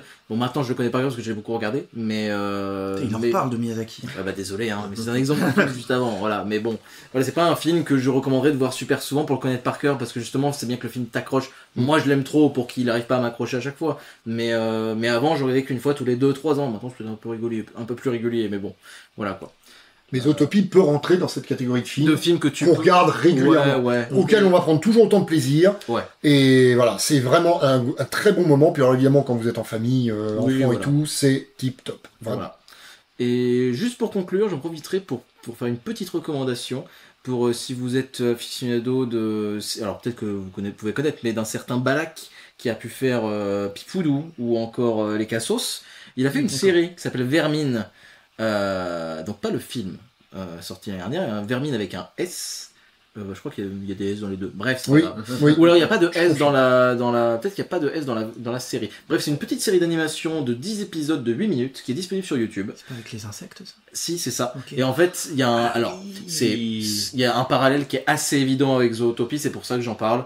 Et c'est vachement bien, c'est vachement marrant, ça permet de faire une petite reco. Il y a même, tout début, premier épisode, il y a vraiment la même séquence où tu as une musique, et du coup, ça raconte l'histoire d'un mâle menthe religieuse qui veut devenir flic et qui va dans une grande ville d'insectes. Et donc il prend une espèce de rame de métro et du coup il découvre tous les segments et tout. Ça fait vraiment penser à Zootopie, il y a même une musique trip-hop à ce moment-là, c'est vraiment Zootopie, sauf que vous connaissez l'humour de Pipoudou, pour ceux qui connaissent les Cassos ou des Cassos, hein, c'est très trash, c'est extrêmement vulgaire, c'est très marrant et donc ça détourne totalement tout ça. Donc toi qui aimes beaucoup Zootopie, si ça pourrait être marrant que tu regardes, tu vois, toi David, oui, ça marche. Voilà, ça m'y a fait penser, donc peut-être que... Oui, on ne se nomme pas assez entre nous. Vous ne nous voyez pas, on essaie de prendre... vous voyez, ça fait partie des choses qu'on essaie de corriger, ça. Mais voilà. Bref. Voilà, donc petite reco finale, en plus de recommander le film en lui-même. Voilà. Et donc maintenant, pour finir, je vais vous présenter L'étrange Noël de Monsieur Jack. Donc, pour les puristes, Tim Burton's The Nightmare Before Christmas, ce qui signifie quand même pour les puristes moins puristes, Tim Burton présente le cauchemar précédent Noël.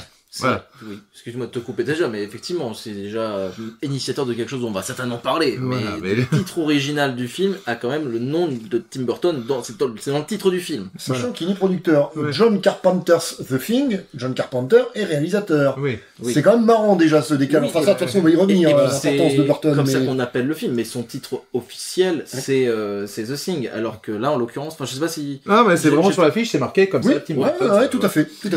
Donc voilà, c'était plus pour faire un point linguistique qui, j'espère, saura satisfaire les plus exigeants d'entre vous, chers auditeurs. Donc, c'est un film d'animation sorti en octobre 1993 aux États-Unis, mais seulement un an plus tard, un peu plus d'un an plus tard en France, en décembre 94. Pour Noël, évidemment. Voilà, dans nos contrées, donc, les mystères mystérieux de l'exploitation commerciale, hein, comme d'habitude. Qui ont évolué depuis. Oui. Donc, on est sur un film relativement bref, puisque mesuré aux alentours d'1h15, et réalisé par Henry Selick, un ancien animateur chez Disney, que Tim Burton a rencontré sur le tournage de Rox et Rookie en 81, 82. D'accord. Quelque chose comme ça. Oui, 82. Donc le film est basé sur un scénario écrit par Caroline Thompson, qui est scénariste d'Édouard aux mains d'argent, et de la famille Adams, apparemment, aussi. Oh, il mange. Voilà. Donc ça décrit déjà un univers visuel déjà prononcé. Carrément. Et qui avait aussi été passé dans les mains de l'écrivain Michael McDowell. Oui. Décédé pas longtemps après, je crois, du sida, si je ne m'abuse. Tout à fait. Voilà. Auteur. Alors, beaucoup de gens le connaissent probablement d'un point de vue littéraire, puisque c'est l'auteur de la fameuse saga Blackwater, qui a été édité il y a 2 ans en France. Les jolies couvertures, là, chez Monsieur Toussaint l'Ouverture, là. Les couvertures avec des dorures, etc. C'est Michael McDowell, créateur et scénariste de Beetlejuice, soit dit en passant. Voilà. Aussi. Donc, pareil, il y a un cousinage. Pardon, excuse-moi. Un cousinage visuel déjà bien prononcé. Donc tout ça à partir d'un vieux poème écrit par Tim Burton des années auparavant. Donc à l'opposé des œuvres proposées par mes joyeux confrères, ici présents. Nous sommes toujours là. Voilà. Il s'agit ici d'un film d'animation en volume, ou plus communément appelé stop motion, ce qui a induit, là encore, un délai de fabrication de plus de 3 ans. Pour le simple tournage, du coup. Pour le simple tournage, voilà. Oui. ça pose un peu le truc. Donc, attention spoiler, on va passer au point pitch. Je vais essayer d'être bref. Le point pitch. Pour la brièveté, on est mal barré. Donc, dans la ville d'Halloween, bâtie à l'image de la célèbre fête,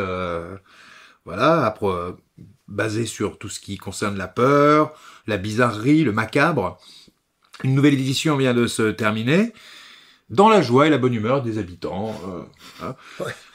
Tout le monde est super content, le maire congratule toutes et tous, et chacun loue les mérites de Jack Skellington, qui est présenté comme le roi des citrouilles, et qui semble être l'artisan régulier de la réussite de la fête d'Halloween. Et ce dernier n'a pas l'air de partager spécialement la joie de ses contemporains, et sombre même petit à petit dans une espèce de mélancolie rêveuse, et quitte la ville, part dans une nuit d'errance à ressasser son mal-être, son désir de nouveauté, de fraîcheur, le fait de se sentir limité un petit peu dans un cadre qui semble le contraindre de plus en plus. À l'arrivée de cette errance, il se trouve dans une espèce de clairière, face à quelques arbres où sont dessinés des symboles qui semblent, pour l'œil avisé, symboliser d'autres fêtes connues. On a Pâques, Noël, Saint-Patrick, voilà. Thanksgiving. Oui, je n'avais pas capté le trèfle à 4 feuilles, effectivement, Saint-Patrick, ça... Moi, il y a de la bière, donc je reconnais. C'est pour ça. Et donc, attiré par la figure du sapin décoré de Noël, il semble ouvrir une porte. Alors, l'arbre, a priori, est un genre de portail plus ou moins magique. Et il se retrouve propulsé dans l'univers enneigé d'une ville, au moment de Noël. Donc, il découvre au fur et à mesure, au fil de... On a une découverte qui est relativement brève d'ailleurs, parce c'est le temps de la chanson, hein, quasiment. Voilà, il découvre Noël, il essaye de comprendre les choses qui se passent devant lui, les cadeaux, l'image du Père Noël qui semble surplomber tout ça. Et donc, vraiment séduit, décide de ramener le concept chez lui et de le faire découvrir à ses collègues. Donc, pendant ce temps-là, son absence a généré un peu de stress dans la communauté d'Halloweenville.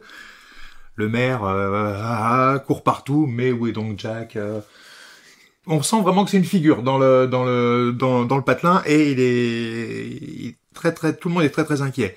Donc, son retour, avec de nouvelles idées, est globalement plutôt accueilli avec soulagement, mais teinté d'une espèce de curiosité inquiète quand même. parce qu'il parle de choses qui semblent complètement étrangères au reste de la population. Notamment de la part de Sally, qu'on nous présente comme une sorte de réminiscence de la créature de Frankenstein. D'ailleurs, elle vit sous la coupe du docteur Finkelstein, qui lui semble carrément sorti de la Hammer. Il n'y a pas d'autre mot. Enfin, même tout le décorum de son habitat est très très très inspiré de ça. Et donc, après avoir exposé sa découverte et tenté de répondre aux incompréhensions de la population, Jack décide d'en apprendre plus sur Noël. Il compulse donc la littérature qu'il trouve à disposition. Alors, Christmas Carol, je suis pas convaincu que ce soit la manière la plus joyeuse d'envisager les aventures de Scrooge. Bon, pour comprendre Noël, c'est... En même temps, oui. En même temps, c'est dans le ton. En même temps, c'est dans le ton. C'est dans le ton du film. C'est complètement cohérent. Voilà. Mais on voit bien qu'il y a un biais, quand même, qui ramène toujours à la bizarrerie et à l'horrifique. Donc, il tente quelques expériences avec l'appui, justement, du docteur Finkelstein. Mais des expériences qui se révèlent surtout bizarres et inexploitables. Donc, il est dans une impasse, il décide malgré tout d'organiser le prochain Noël, et même d'enlever celui qu'il appelle le Père Soreille, Père Noël, qui dirige donc le monde merveilleux de ses voisins. Alors, pour ce faire, comme il s'agit d'organiser Noël, il donne des tâches à tout le monde, et il charge notamment 3 garnements superbement patibulaires, répondant au nom de Amstram et Gram. Alors, j'ai plus les noms en VO. Je sais. Mais je les adore. De gérer tout ce kidnapping. Alors après un premier échec, ils arrivent quand même à enlever le Père Noël, mais il se trouve que ces derniers donc décident de contourner les ordres de Jack en allant livrer leur victime à Oogie Boogie. Oogie Boogie qui est un genre de croque-mitaine rival de Jack, et qui se présente sous la forme d'un gros tas d'insectes grouillants recouverts d'un costume en toile de jute. Personnalité extrêmement... probablement une des plus effrayantes du film. Oui. sans problème. Et donc, tandis que toute la ville d'Halloween, sous l'impulsion de Jack, crée un nouveau Noël, mais avec les codes qui lui sont propres, Sally, qui apparaît de plus en plus sceptique, s'avère être par ailleurs une amoureuse transie de Jack, qui l'amène à un certain nombre de questionnements et d'atermoiements. Donc le jour J, Jack, grimé en Père Noël et équipé d'un traîneau mortuaire tiré par des squelettes de rennes, se lance dans la distribution des cadeaux créés à Halloweenville. L'effet est radical, tout le monde prend peur, les autorités décident donc d'abattre l'imposteur. Ce faisant, Jack comprend son erreur et décide de libérer le vrai Père Noël. Il affronte Oogie Boogie, qui finit par être vaincu et disparaît. Et après avoir présenté ses excuses au Père Noël, Jack le regarde repartir pour essayer de sauver la fête et lui redonner son visage habituel. En signe de bonne volonté, ce dernier, lui, projette une averse de neige sur Halloween, pendant laquelle Jack et Sally s'avouent leurs sentiments, et tout est bien qui finit bien, comme on dit. Voilà. Pour le là, au moins, t'as bien spoilé. Là, voilà, on a le pitch dans sa globalité. Là, maintenant, on peut décortiquer. Voilà, mais de toute façon, le film a été suffisamment vu, je ne me fais pas trop de soucis à ce niveau. 93 93, ouais. Ah, ça va. Il y a presque tout. Pour ma part, je l'ai découvert assez tard. Hein. Je l'ai découvert, je parlais de Miyazaki tout à l'heure encore. Mais oui. Bon, bref, que j'ai découvert assez tard. Mais pareil, l'étrange jeunesse de Jack, j'ai dû le voir. Je crois bien, mon cher Mickaël, que c'était quand on était en colocation que j'ai vu pour la première fois. Moi, je l'ai vu beaucoup trop tôt. On pourra en reparler. Ah. Mais pour le coup, là, moi, je l'ai découvert à un âge, je pense que je devais avoir aux alentours de la vingtaine, mais c'était sous ton impulsion. Ah, moi, je l'avais vu bien avant. Sous ton impulsion, pas bien longtemps. David, sous ton impulsion, David, et notamment sous l'impulsion d'une amie qu'on a en commun, Delphine. Ouais. Salut, si elle a la joie de nous écouter un jour. Et qui, elle, était particulièrement fan, je crois. Ah oui, elle était fan. De ça, les personnages, justement, de Amstram et Gram lui plaisaient beaucoup, si je me rappelle bien. Voilà, c'était vraiment un de ces films de chevet. Et c'est comme ça que je suis arrivé à voir ce film. Alors le choix pour coller à la thématique des films d'animation, il est pas allé de soi parce que j'avais plusieurs idées en tête, mais celui-ci finalement est ressorti puisque déjà on est sur un produit relativement atypique. Clairement. Voilà. En même temps emblématique. Emblématique pour tout un tas de raisons et qui s'avère quand même. Pour moi, c'est un film dual, je dirais, bicéphale d'une certaine façon. On a d'un côté un univers visuel, sonore qui sont très très développés, très très recherchés, avec la parenté avec le reste de l'œuvre de Tim Burton notamment est quand même saute aux yeux et à plus fort avec raison puisque de toute façon il en est l'initiateur. Et faut quand même reconnaître que la mise en scène, qui elle est le propre d'Henri Selick, donne beaucoup de profondeur au décor. On a l'impression que c'est sans fin par moment. C'est vrai, voilà. C'est riche. C'est plein de petits détails. Ce qui met la technique justement de la stop motion ça la rend d'autant plus compliquée, je pense, à mettre en œuvre. Et par contre, l'immersion est immédiate. Ça, je sais pas si ça vous a fait la même chose, les gars. On est directement lancé dedans. Il y a la musique qui se lance. Voilà, de toute façon, au bout d'un quart d'heure de film, il y a déjà 3 musiques qui sont passées. De toute façon, la musique, je crois, est quasi omniprésente. Le film, tu disais qu'il fait 1h15. Je crois que la BO du film, chanson. Elle doit faire 1 heure. Voire mieux. 1 heure quand même, mais on n'est pas. Il doit pas manquer grand chose, hein. Il doit pas manquer parce que entre les chansons puis les quelques rustines qui font. Voilà, c'est ça. Rajoutons les rustines, hein, parce que si tu retires les chansons, effectivement.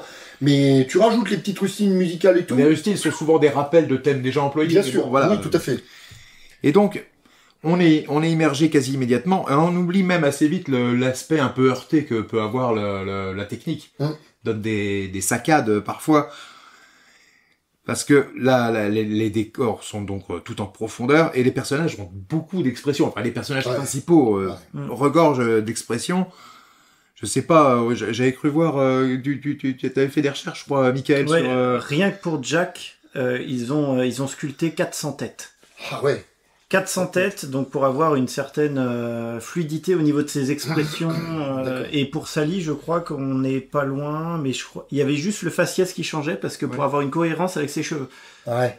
D'accord. Voilà. Et rien que pour vous donner une idée, c'est-à-dire qu'une scène, elle pouvait prendre 1 mois à tourner. Il y avait un problème, c'était 1 mois dans le vent et on recommençait. Ah oui. Donc merci les ordinateurs à l'époque. Ouais, non mais c'est assez dingue. Enfin, le bout du film, c'est fou. Ouais, là... Et j'y mettrais même d'ailleurs au niveau des expressions une mention spéciale, parce qu'on le voit pas beaucoup, mais on le voit souvent en gros plan, c'est le personnage du maire. Oui, alors lui, il a sa double tête. Voilà, c'est un peu une espèce de réinterprétation de double face ou de Janus carrément. Hein. Oui, voilà, tout à fait. Le dieu aux 2 visages.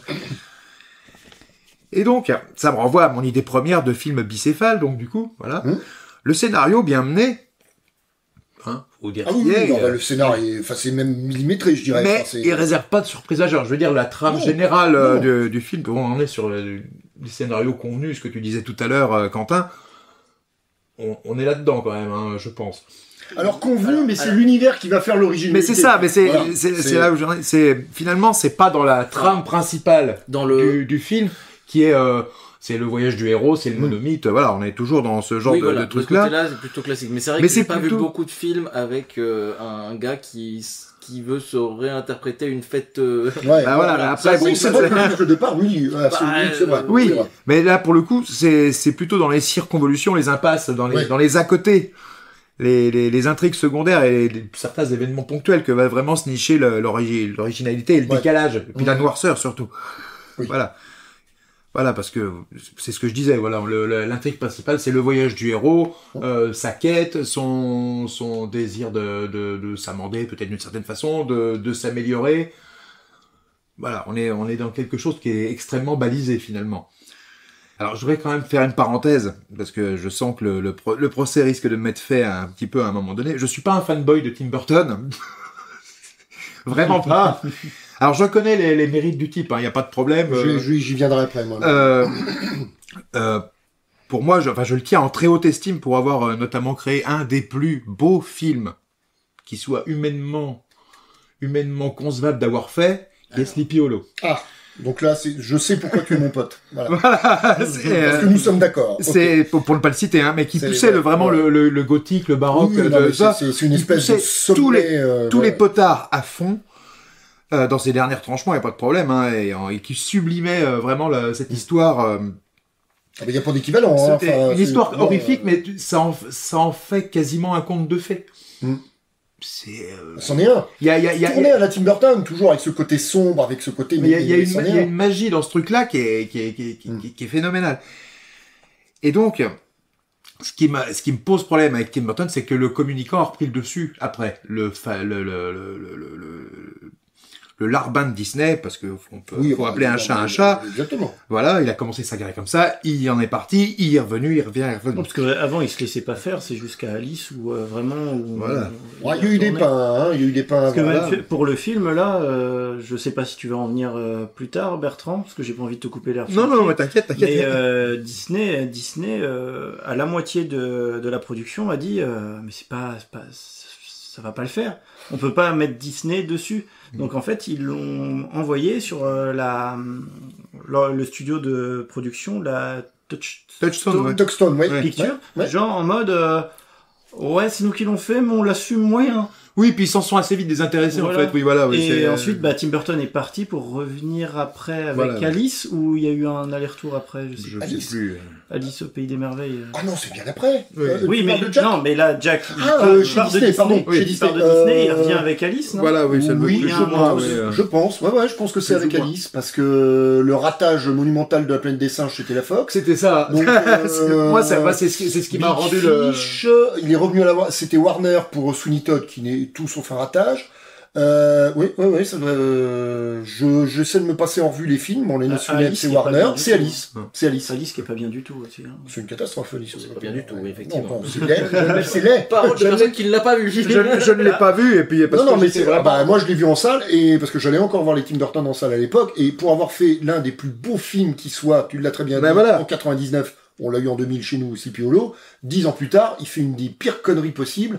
En faisant un film d'une laideur sans nom, parce que Alice, c'est laid, mais c'est laid. Le truc, moi ce qui m'a rendu le plus triste finalement, mais toi tu le sais, David, on en a parlé une bande de fois, c'est vraiment de passer de ce film qui est d'une beauté, une splendeur, à La Planète des Singes. À La Planète des Singes. Non, mais La Planète des Singes, c'était le symptôme, Burton est en train de vriller.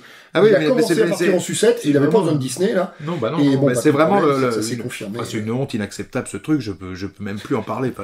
Bref, fin de la parenthèse. Moi, je reviendrai juste sur Burton, mais tout à l'heure. De toute façon, il est producteur, Burton. Voilà. Oui, mais je reviendrai juste sur le corpus. Il a pas passé longtemps sur le tournage. Oui, mais enfin, le film n'existerait pas sans lui. Je reviendrai sur le corpus burtonien des années 88-99. Mais comme je le signalais au début, donc l'intrigue est issue d'un de ses poèmes écrits dans les années 80, mais qui se limitait qu'à 2 ou 3 des personnages qu'on retrouve finalement dans le film. Le récit principal est linéaire, hein, voilà, et assez conforme à ce qu'on peut attendre d'un film estampillé Disney, malgré les récriminations du studio. L'histoire, c'est du Disney. Il y a une histoire d'amour, il y a du machin, il y a des chansons. C'est ça. C'est très Disney, hein, comme... Oui. Des chansons de qualité, contrairement à ce que j'avais mentionné tout à l'heure pendant ma chronique. Après, dans les années 90, ils étaient pas mauvais. Hein. Disney a pas fait, il y a pas de raté chez Disney au niveau des films de chansons. Alors moins, disons. Oui. Et donc, de fait, l'univers visuel doit énormément, évidemment, à Tim Burton. On est bien d'accord, mais pas seulement. En effet, si on prend justement le background de Caroline Thompson, la famille Adams, donc Édouard Romain d'Argent, tout ça. Puis elle a travaillé régulièrement avec Burton, même après ça, je crois. Et puis, même Maurice Selick, en fin de compte, il développe un univers visuel. On le voit dans ses œuvres postérieures. Voilà, ce serait vraiment leur faire injure que de dire que qu'ils n'ont pas leur mot à dire dans tout ça. Et de fait, l'anecdote est connue, hein, Burton, qui était en même temps à devoir gérer le Batman le défi, s'est retiré très très vite du tournage de Jack. Et c'est Henry Selick, donc, qui a eu toute l'attitude, parce qu'il a eu vraiment toute l'attitude pour la réalisation. Et finalement, quand on voit ce que d'autres réalisateurs ont fait sous les ordres de Burton en animation, par les Noces funèbres, par exemple. Ah bah là, il est coréal, hein. Sur les Noces funèbres, la grosse différence, c'est qu'il est coréalisateur. Il est quand même nettement plus statique.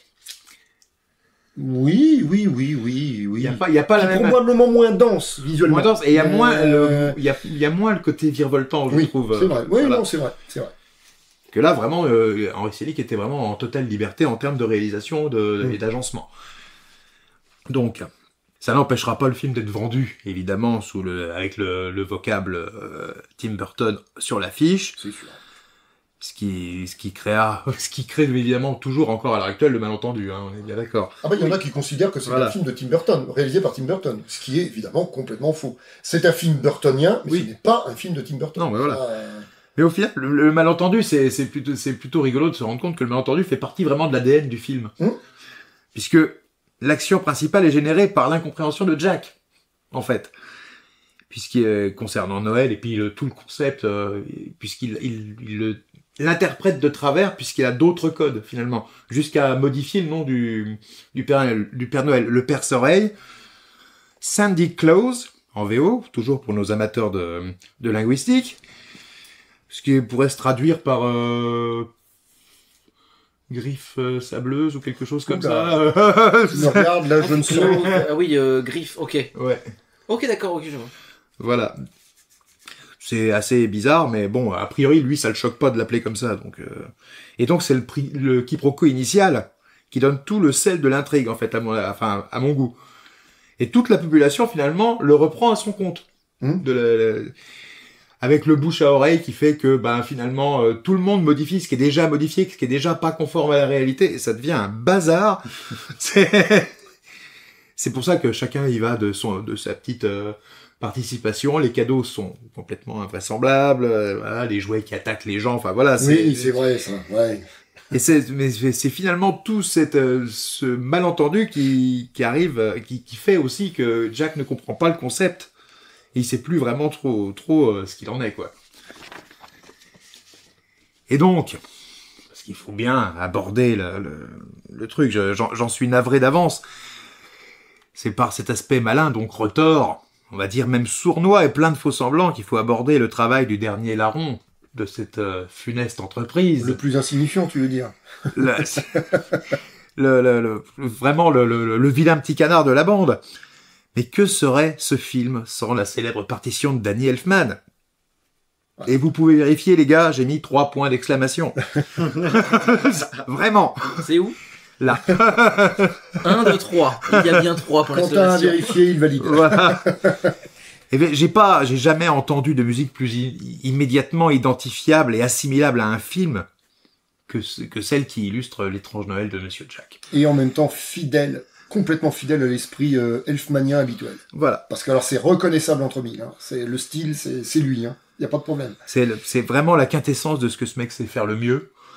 Des montagnes russes de mélodiques, une orchestration qui est folle à lier, des cuivres à n'en plus finir, des percussions complètement bizarroïdes par moments.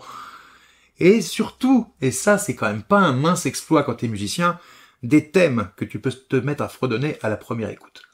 Parce qu'il y en a certains... Ça, je l'ai eu 2-3 fois en tête, celle-là. Hein. Bon, c'est radical. À la première écoute, à la première écoute, c'est gagné. C'est pas un mince exploit, de toute façon, voilà. Clair. Et il me semble bien qu'en VO, en plus, il chante. C'est Danny Elfman qui chante, qui fait la voix de Jack. Ouais. Voilà. Même dans la voix de... c'est Roy, je sais plus quoi. Ouais. Et d'ailleurs, il a été choisi après Danny Elfman. Oui. Pour coller au timbre de voix de Elfman. Et voilà. de base, c'était pas lui. Hein.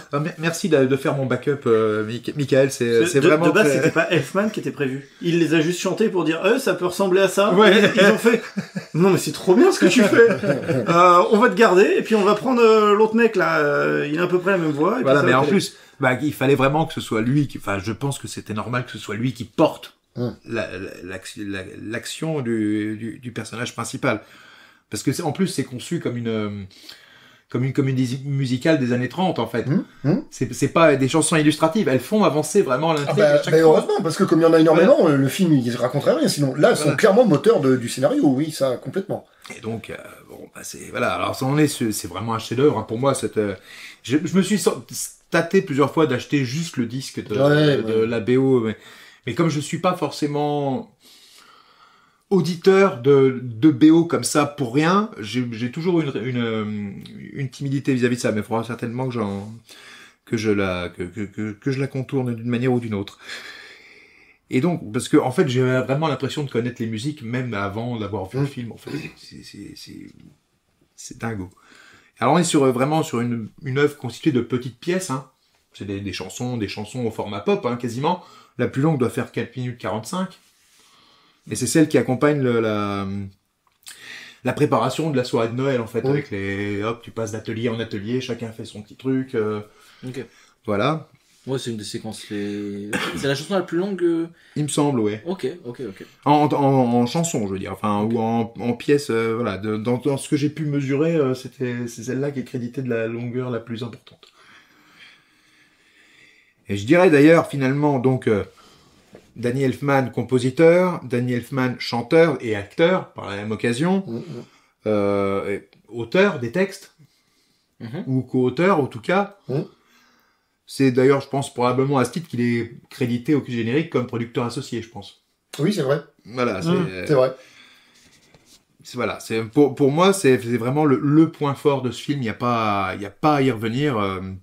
C'est vraiment la clé. Puis, enfin, moi qui suis moins cinéphile que vous, Michael, Quentin, David, qui est là à mes côtés, qui me tolérait à côté de vous, que je vous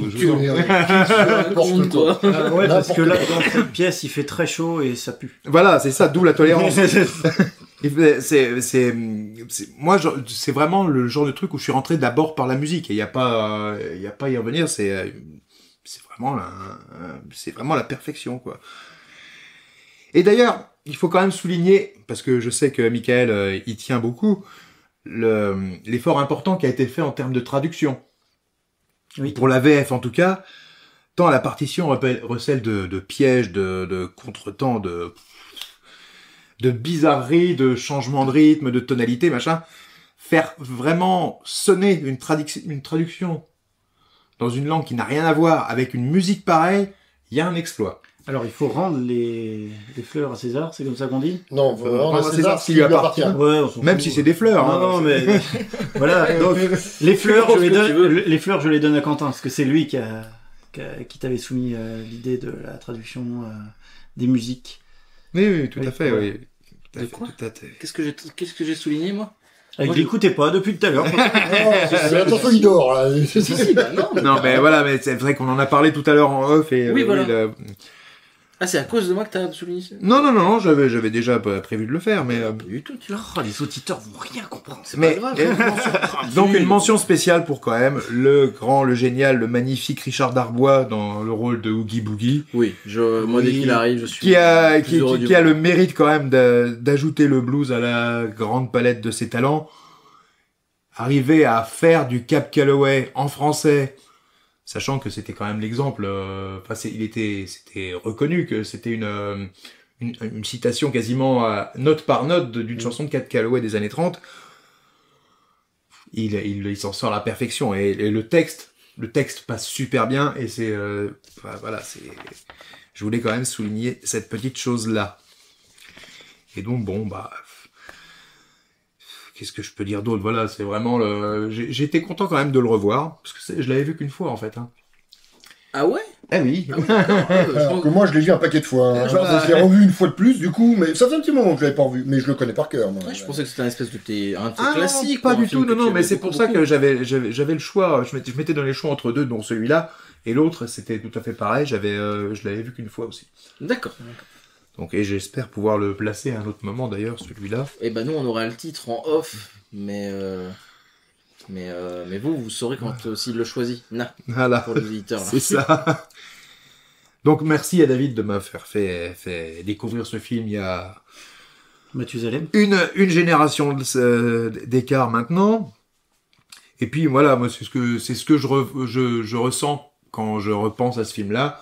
c'est le fait d'avoir découvert ça sous l'impulsion de copains. Et puis voilà, l'expérience du cinéphile, ça peut provenir de plein de biais, soit par le côté didactique, le côté littéraire, le côté complétiste, le côté simplement sensoriel de se retrouver dans une salle de cinéma. Moi, je pense que ça fait aussi partie du plaisir du cinéphile. Voilà. Alors moi, je voudrais rebondir sur le fait de découvrir le film, puisque moi, je l'ai découvert beaucoup trop tôt. Enfin, je pense, en tout cas pour mon petit cerveau d'enfant. Déjà tout à l'heure, oui.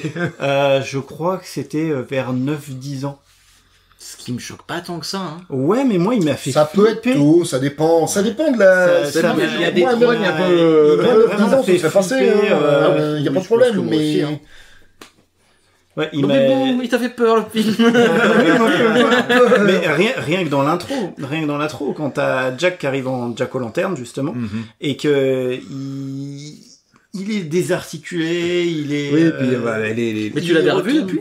Je l'ai revu 4 ou 5. Il se plante sur les pics des grilles, enfin voilà. Ouais, parce que du coup, quand t'es gamin, tu te dis, il m'avait fait flipper. Et puis, en tant qu'ado, tu sais, t'as ta période un peu film d'horreur où tu veux te faire flipper un petit peu, et tu te dis, ouais, film d'animation, mais bon, je me souviens qu'il m'avait fait peur un peu, tu vois. Et puis bon, quand t'es ado, après, t'as une autre vision du truc. Et mais moi je me souviens, c'est vraiment très très flippé. Puis l'univers y était pour beaucoup, tout était noir, sauf dans le village de Noël. Oui, voilà. Où vraiment tout était guiré, quasiment des couleurs un peu plus chaudes, pastel des fois, avec la neige justement. Et là où on était plus dans Halloween Town, sur des teintes un peu plus noires, blancs et orange, parce qu'il y a le feu qui revient. Oui. Moi, ça m'a terrifié quand j'étais petit. Mais il y avait ce côté aussi où où t'es à la fois terrifié et fasciné. Oui. T'as ce côté où ça te fait flipper, mais tu continues à le regarder. C'est un petit peu hypnotisant. Enfin, moi, j'en ai ce souvenir là. Après, j'ai d'autres souvenirs plus tard, mais qui sont moins intéressants, je trouve, à raconter là. Donc voilà, moi je pense que c'était cool de le découvrir plus tôt. Mais bon, j'ai fait 2-3 cauchemars, je m'en serais passé. Oui, mais au final, ça te fait un rapport avec le film qui est intéressant, du coup. Ouais. C'est un peu plus organique, du coup. Il y a des films, je pense que c'est important de les voir tôt, comme ça, tu sais, ils te marquent un peu plus que... Et bon, des fois, on est quasiment déçu de revoir certains films parce que... justement, on en avait une image, et du coup, cette image, on peut plus la voir, puisqu'on a grandi et tout. Ouais. Mais je trouve alors, des fois, c'est un petit peu gênant de voir certains films plus tôt, mais c'est important aussi de les voir un peu plus tôt que prévu, je trouve. Enfin... Ça dépend des films, ça dépend des gens, mais oui, c'est important de se faire une cinéphilie dès son plus jeune âge, et d'être parfois un peu surpris. J'étais pas cinéphile à 10 ans, hein. La cinéphilie, elle est venue... je parle de cinéphilie sans être conscient que tu sois cinéphile, mais... D'avoir la curiosité de regarder... Même quand t'es parent et que tu fais montrer je sais pas, tu parlais de Zootopie tout à l'heure, à ton gosse de 6 ans, tu lui crées un début de cinéphilie, même si la personne ne va pas devenir cinéphile, mais c'est un rapport au cinéma, voilà. Oui, voilà. Donc, non, c'est intéressant. Voilà. Écoutez, moi personnellement... Tu voulais rebondir sur Burton. Ouais, mais j'ai deux choses à dire, mais vas-y, Quentin, vas-y. Ah non, mais bon, toi t'as donné ton avis sur le moi, film. j'ai fait le tour de ce que je pensais devoir dire sur ce film, mais okay. Après, je vous laisse une porte ouverte, allez-y, profitez-en. On est là pour ça, oui, c'est pas compliqué, pour moi c'est un chef-d'œuvre, ça me semble une évidence. Très grand film. Je suis de ton avis. Tu parlais de chef-d'œuvre en termes de, tu as dit chef-d'œuvre, à ce moment-là tu parlais de la musique, oui. ce qui est le cas. Pour moi, c'est globalement, le film entier est un chef-d'œuvre, un des plus grands films d'animation, en stop motion en l'occurrence. En fait, il y a une espèce d'évidence, il y a une espèce il est tellement unique, il ressemble à rien d'autre. Il a, comme je parlais tout à l'heure de ce scénario qui est complètement lunaire, oui. Mais qui est mêlé à cette histoire de conte et cette histoire d'amour aussi, oui. Qui est peut-être mon seul petit bémol. Alors en fait, ça l'est pas. C'est que comme je disais tout à l'heure, je discutais avec un ami, c'est que je viens en colocation et souvent je vois les films qu'on doit voir, je les vois souvent avec lui. Du coup, on en parle après, ça me permet de nourrir un peu le truc. Et lui, il avait un petit bémol sur l'histoire d'amour que je suis pas d'accord, mais en vrai, je comprends. avec la fin, la toute fin de l'histoire, qui expédie un peu la relation d'amour qu'il y a entre Jack et Sally, voilà. Surtout du côté de Jack, qui ne démontre jamais de tout le long du film de sentiments amoureux envers elle, et qui d'un coup se révèle même d'intérêt. C'est vraiment le grand homme occupé par son grand œuvre. Voilà. Et du coup, je soulève ça parce que c'est un point intéressant à soulever, qui a dérangé Benjamin, si tu nous écoutes, mon pote. Le copain, ça fait marrer mon pote. Non mais moi ça me dérange moins. Moi je trouve que ça fait partie de l'ambiance, du côté conte, et puis tu disais effectivement du personnage qui est assez je sais pas, on fait penser un peu à Burton, je sais pas, dans ma tête il a l'air d'être un peu genre lunaire. Ouais, mais ça, puis avec des marottes. Ouais. Des marottes, et puis globalement, c'est vrai que, enfin, moi, je l'ai ressenti aussi comme ça, c'est que le dénouement, à partir du moment où le Noël halloweenien est un fiasco et où Jack est abattu, le dénouement est relativement vite expédié quand même. Donc que l'aspect sentimental justement avec Sally soit expédié aussi, vu qu'il en fait partie, il passe dans le goulot d'étranglement de la rapidité de la chose, effectivement. Ouais. Enfin oui, je l'ai ressenti aussi un peu comme ça. Ouais. Oui, moi ça me dérange pas. Mais ah bah non, c'est pas dérangeant, mais disons vu que c'est la globalité du truc se termine, hop, en. Ouais. Bah le film est expéditif de manière générale. Bah oui. Mais toutes les musiques sont bien. J'ai vraiment un coup de cœur très très fort pour déjà la musique de Oogie Boogie, parce qu'elle est incroyable. Darbois est fou. Alors même son univers Oogie Boogie. Hein. Ah bah oui, bien sûr. Mais juste comme le ça. Le jeu, les dés, les machins, tout ça, c'est. Oui, c'est fou. Non mais alors déjà, il y a que horrible. Alors je suis désolé, je te coupe, mais ce qui est horrible, c'est que c'est pas forcément horrible, mais le film Lucky Luke avec Jean Dujardin, à un moment, il y a une scène qui ressemble, enfin qui m'y a fait penser. Voilà, c'est tout. Tu vas couper pour ça? Ouais, vraiment désolé. Salaud. D'accord. Attends, j'allais dire que j'étais. Oui, j'ai deux coups de cœur. J'allais dire d'abord et après j'étais. Voilà, bref. Donc Oogie Boogie et la chanson de Sally quand elle est en manque d'amour. Mais c'est pareil. On est sur la mélodie qui marque facilement aussi. Elle est magnifique cette chanson. Elle est sublime. Et la séquence aussi est très belle. De toute façon, je crois que c'est mon personnage préféré du film. Sally, j'aime beaucoup. Même si elle est un peu mono, enfin elle est très très, y a que Jack dans sa vie presque quoi. Mais Jack et puis essayer de biaiser la surveillance du Dr. Oui, voilà. Elle est très attachante. J'aimerais beaucoup ce personnage. Mais oui, on parlait de chansons. Du coup VF ici pour moi, VF pour toi Bertrand. Je l'ai vu en VO, mais je l'avais déjà vu en VF donc. Et là c'était en VO pour l'occasion. Ouais. Et toi? Moi je l'ai revu en VO. Okay, je l'ai vu plein de fois en VF, plein de fois en VO. Là je l'ai revu en VO pour le podcast. Moi vu qu'on m'a oublié VF1. Non, j'attendais de te dire après. Après, tu m'as coupé pour parler de Lucky Luke. Puis Sally, je n'ai pas de contre-argument, désolé. Sally, bonne journée tout le monde. Il y a une scène assez forte, c'est pour s'échapper, pour se sauver, elle doit se foutre en l'air. Ouais. Je trouve ça, le concept est génial quand même. Oui. Elle est toute désarticulée, tu le disais Bertrand dans ta présentation, que c'était une espèce de transposition de la créature de Frankenstein, c'est ce qu'elle est. Ouais. Elle prépare son coup, elle prend du fil pour se recoudre et tout, machin, tout ça dans un panier, voilà, et elle saute par la fenêtre, donc elle arrive en bas, évidemment complètement démantibulée dans tous les sens, en morceaux, et elle va se rafistoler. Enfin, le concept, faut être fou pour imaginer une scène comme ça. Enfin, et c'est que ça, en fait, c'est que des espèces de morceaux de bravoure comme ça. C'est vrai que le film n'a pas d'équivalent. Le personnage il y a pas d'antécédent, il y a pas eu fait de petit derrière, l'étranger de Monsieur Jack, c'est une espèce de le film. personnage de Sally, sa création, et puis son parcours serait plus le fait de Caroline Thompson. C'est Thompson? D'accord. Alors, pour rebondir là-dessus, c'est qu'il y avait une suite qui était prévue, parce que Disney, du coup, ils ont dit, ouais, le bébé un peu bâtard, là, il a bien marché, eh ben, si on en faisait un deuxième.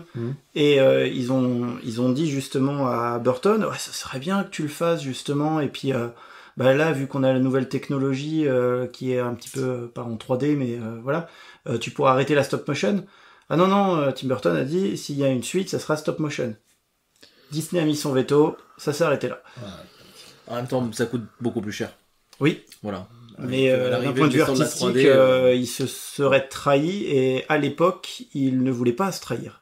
Et il lui demande maintenant, je suis sûr que maintenant il ferait n'importe quoi. Ah oui. Là, il serait pas à ça près. Mais du coup, tu parlais d'éventuels petits qui n'existent pas spécialement. C'est vrai. on pourrait presque trouver des espèces de petits bâtards, un peu petits bâtards, dans le, bon, déjà évidemment les Noces funèbres de Burton, tout à fait, même s'il n'y a pas l'ambiance, il est beaucoup plus burtonien, ce qui est logique parce qu'il l'a réalisé, il l'a co-réalisé. Mais James et la pêche géante. Et puis le reste de ce qu'a fait Selig, quoi. Alors j'ai pas vu Coraline, ce qui est un grand manquement parce que vraiment c'est vraiment très très bien. Mais j'avais vu grâce à mon coloc pote Ben James la pêche magique dont tu viens de parler, qui est vraiment très bien. Pêche géante, ouais. Et il y a le film aussi qui, je crois que David tu le portes pas trop dans ton cœur là, le film Frankenweenie. Non, non, c'est Burton ça. Non, c'est Burton, film d'animation. Vous parlez de Selig là. Non, on parle de manière générale. L'espèce de chien Frankenstein. Oui, Frankenweenie. Frankenweenie qui est un petit peu un petit dérivé de. Oh là là, ouais. Alors déjà, c'était un court-métrage à la base. On trouve un peu zéro dans ce truc-là. Le chien, il a vraiment ce côté au niveau c'est-à-dire que c'était du chara-design, on n'est pas loin de zéro. C'était une idée de court-métrage. Il l'avait fait en même temps que le sublime Vincent.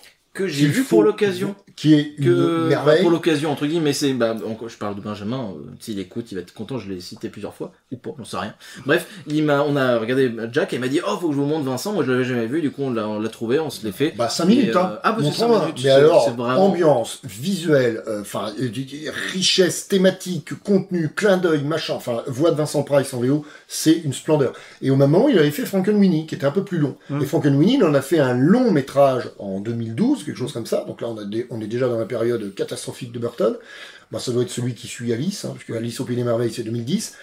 Et là, Frankenweenie, la version longue, aucun intérêt. C'est rallongé sur 1h30, un machin qui faisait 20 minutes et qui était très bien, 25 minutes. Et en termes de style, le court-métrage, c'était de la stop-motion?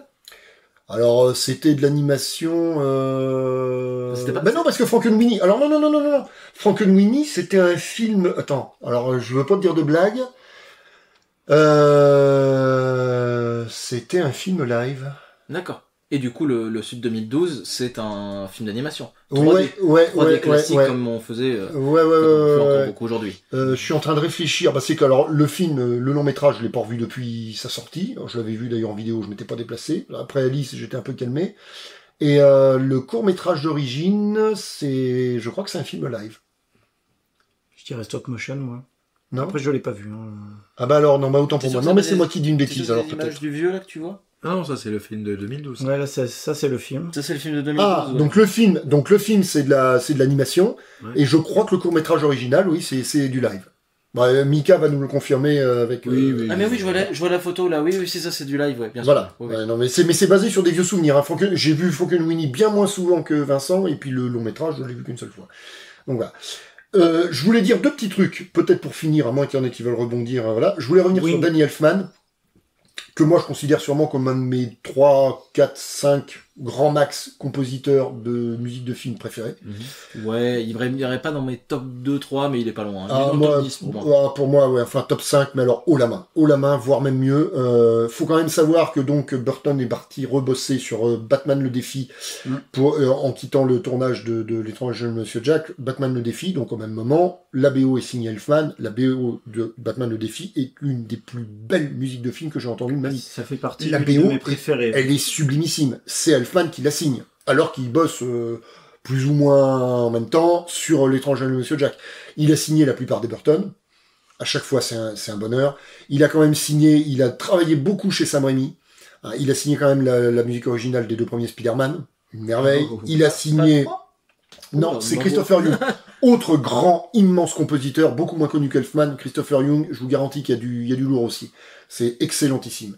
Elfman qui a également signé des Darkman, des choses comme ça, qui a signé aussi Un plan simple pour Sam Raimi, la musique d'un plan simple qui est absolument géniale, très différente de ce qu'il fait d'habitude d'ailleurs. Danny Elfman est un immense compositeur. Et puis c'est un de ces rares compositeurs avec Morricone par exemple, où on peut reconnaître au bout de quelques notes le style. Oui, bien sûr. Voilà. Ça c'est et le mec arrive à rendre bandant un générique de film rien qu'avec sa musique. Moi le générique de début de Mars Attacks, pendant les 3-4 minutes que dure le générique, je suis voilà, c'est la valse des soucoupes qui débarquent, qui s'approchent de la planète avec la musique d'Elfman dessus, c'est une splendeur. La musique de Beetlejuice. Oui. Générique de Beetlejuice. Le fait que je suis un enfant des des années 90, mais moi c'est Spider-Man, le générique de Spider-Man. Oui, non, mais il est génial. Oui, mais il a fait des trucs supérieurs, mais le générique, évidemment que la musique de Spider-Man est géniale. Ça, il y a pas de discussion. Et puis alors, je voulais. C'est génial du coup. Et... si on continue à citer des œuvres pas de Selick, de Danny Elfman. Danny Elfman, ouais. Merci. Elfman. Juste pour ceux qui n'ont pas forcément capté ou qui le savent mais qui oublient, parce que moi j'en fais partie, je le sais, mais à chaque fois que j'oublie et à chaque fois que je le recais, je suis là, ah c'est vrai. Ouais. Bah il y a aussi le générique des Simpsons. Bah oui. Mais bien sûr. Voilà. Bah ouais. Les Voilà. contes de la crypte. Alors c'est plus la génération de Bertrand et moi que la vôtre. Oui, puis c'est plus son Mais style. Carrément. Mais le générique des contes de la crypte, Ouais.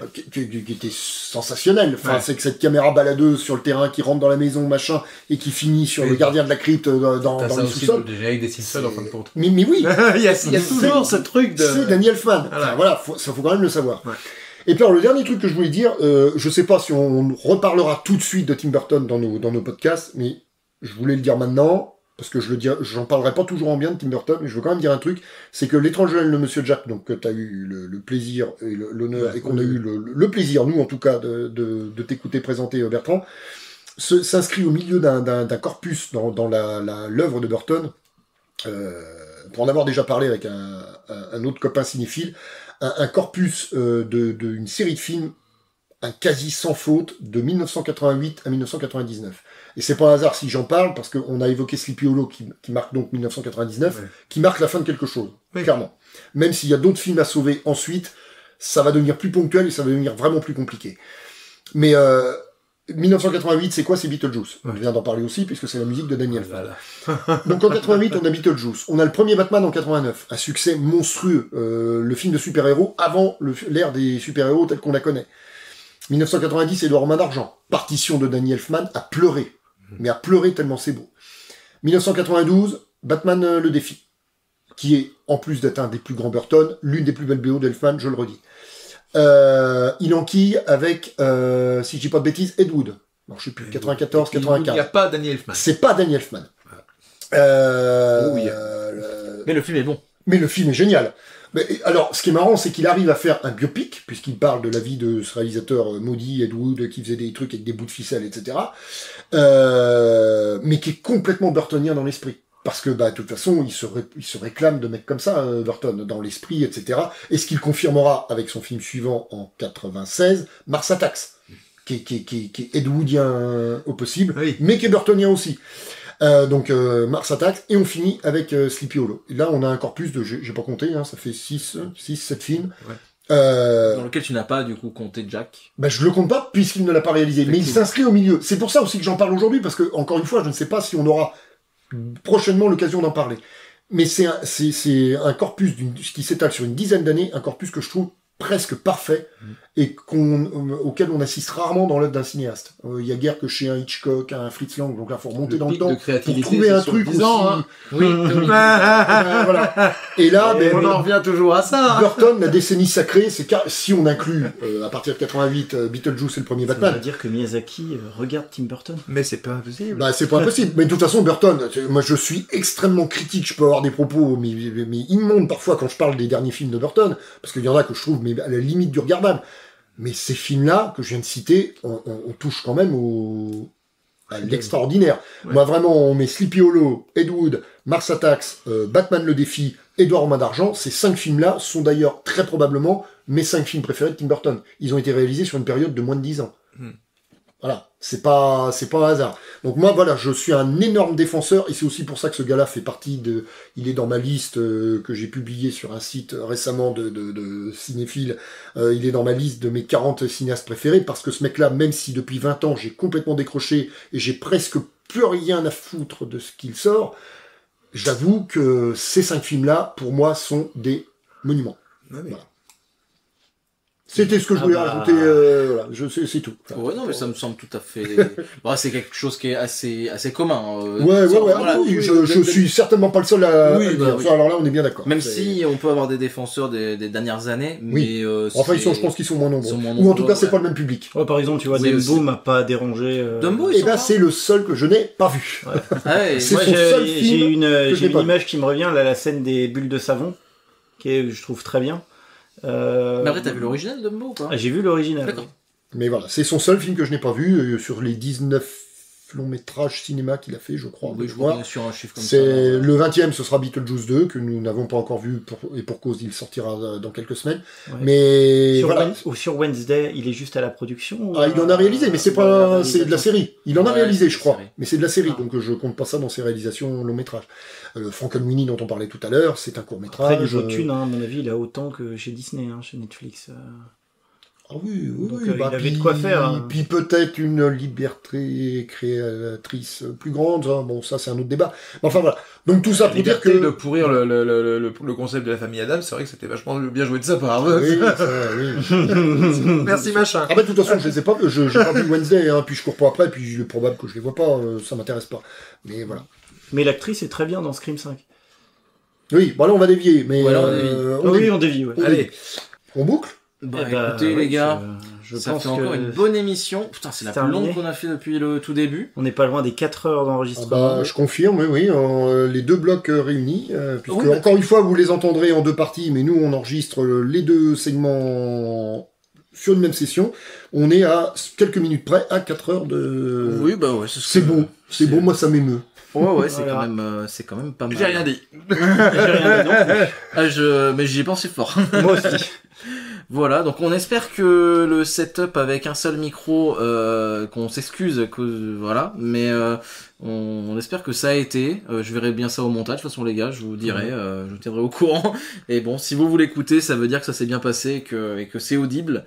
Voilà, en tout cas, ça nous a fait bien plaisir de vous présenter ces 4 films, à moins qu'on ait encore des choses à rajouter, mais je crois que c'est bon. Non, t'as été le dernier. Nous, ça va être l'heure de fêter cette fin d'épisode en bonne et due forme. Voilà. Donc avec du glouglou et du miam miam. Voilà, entre copains. Et puis, on est bien content de vous avoir présenté du coup ces 4 films.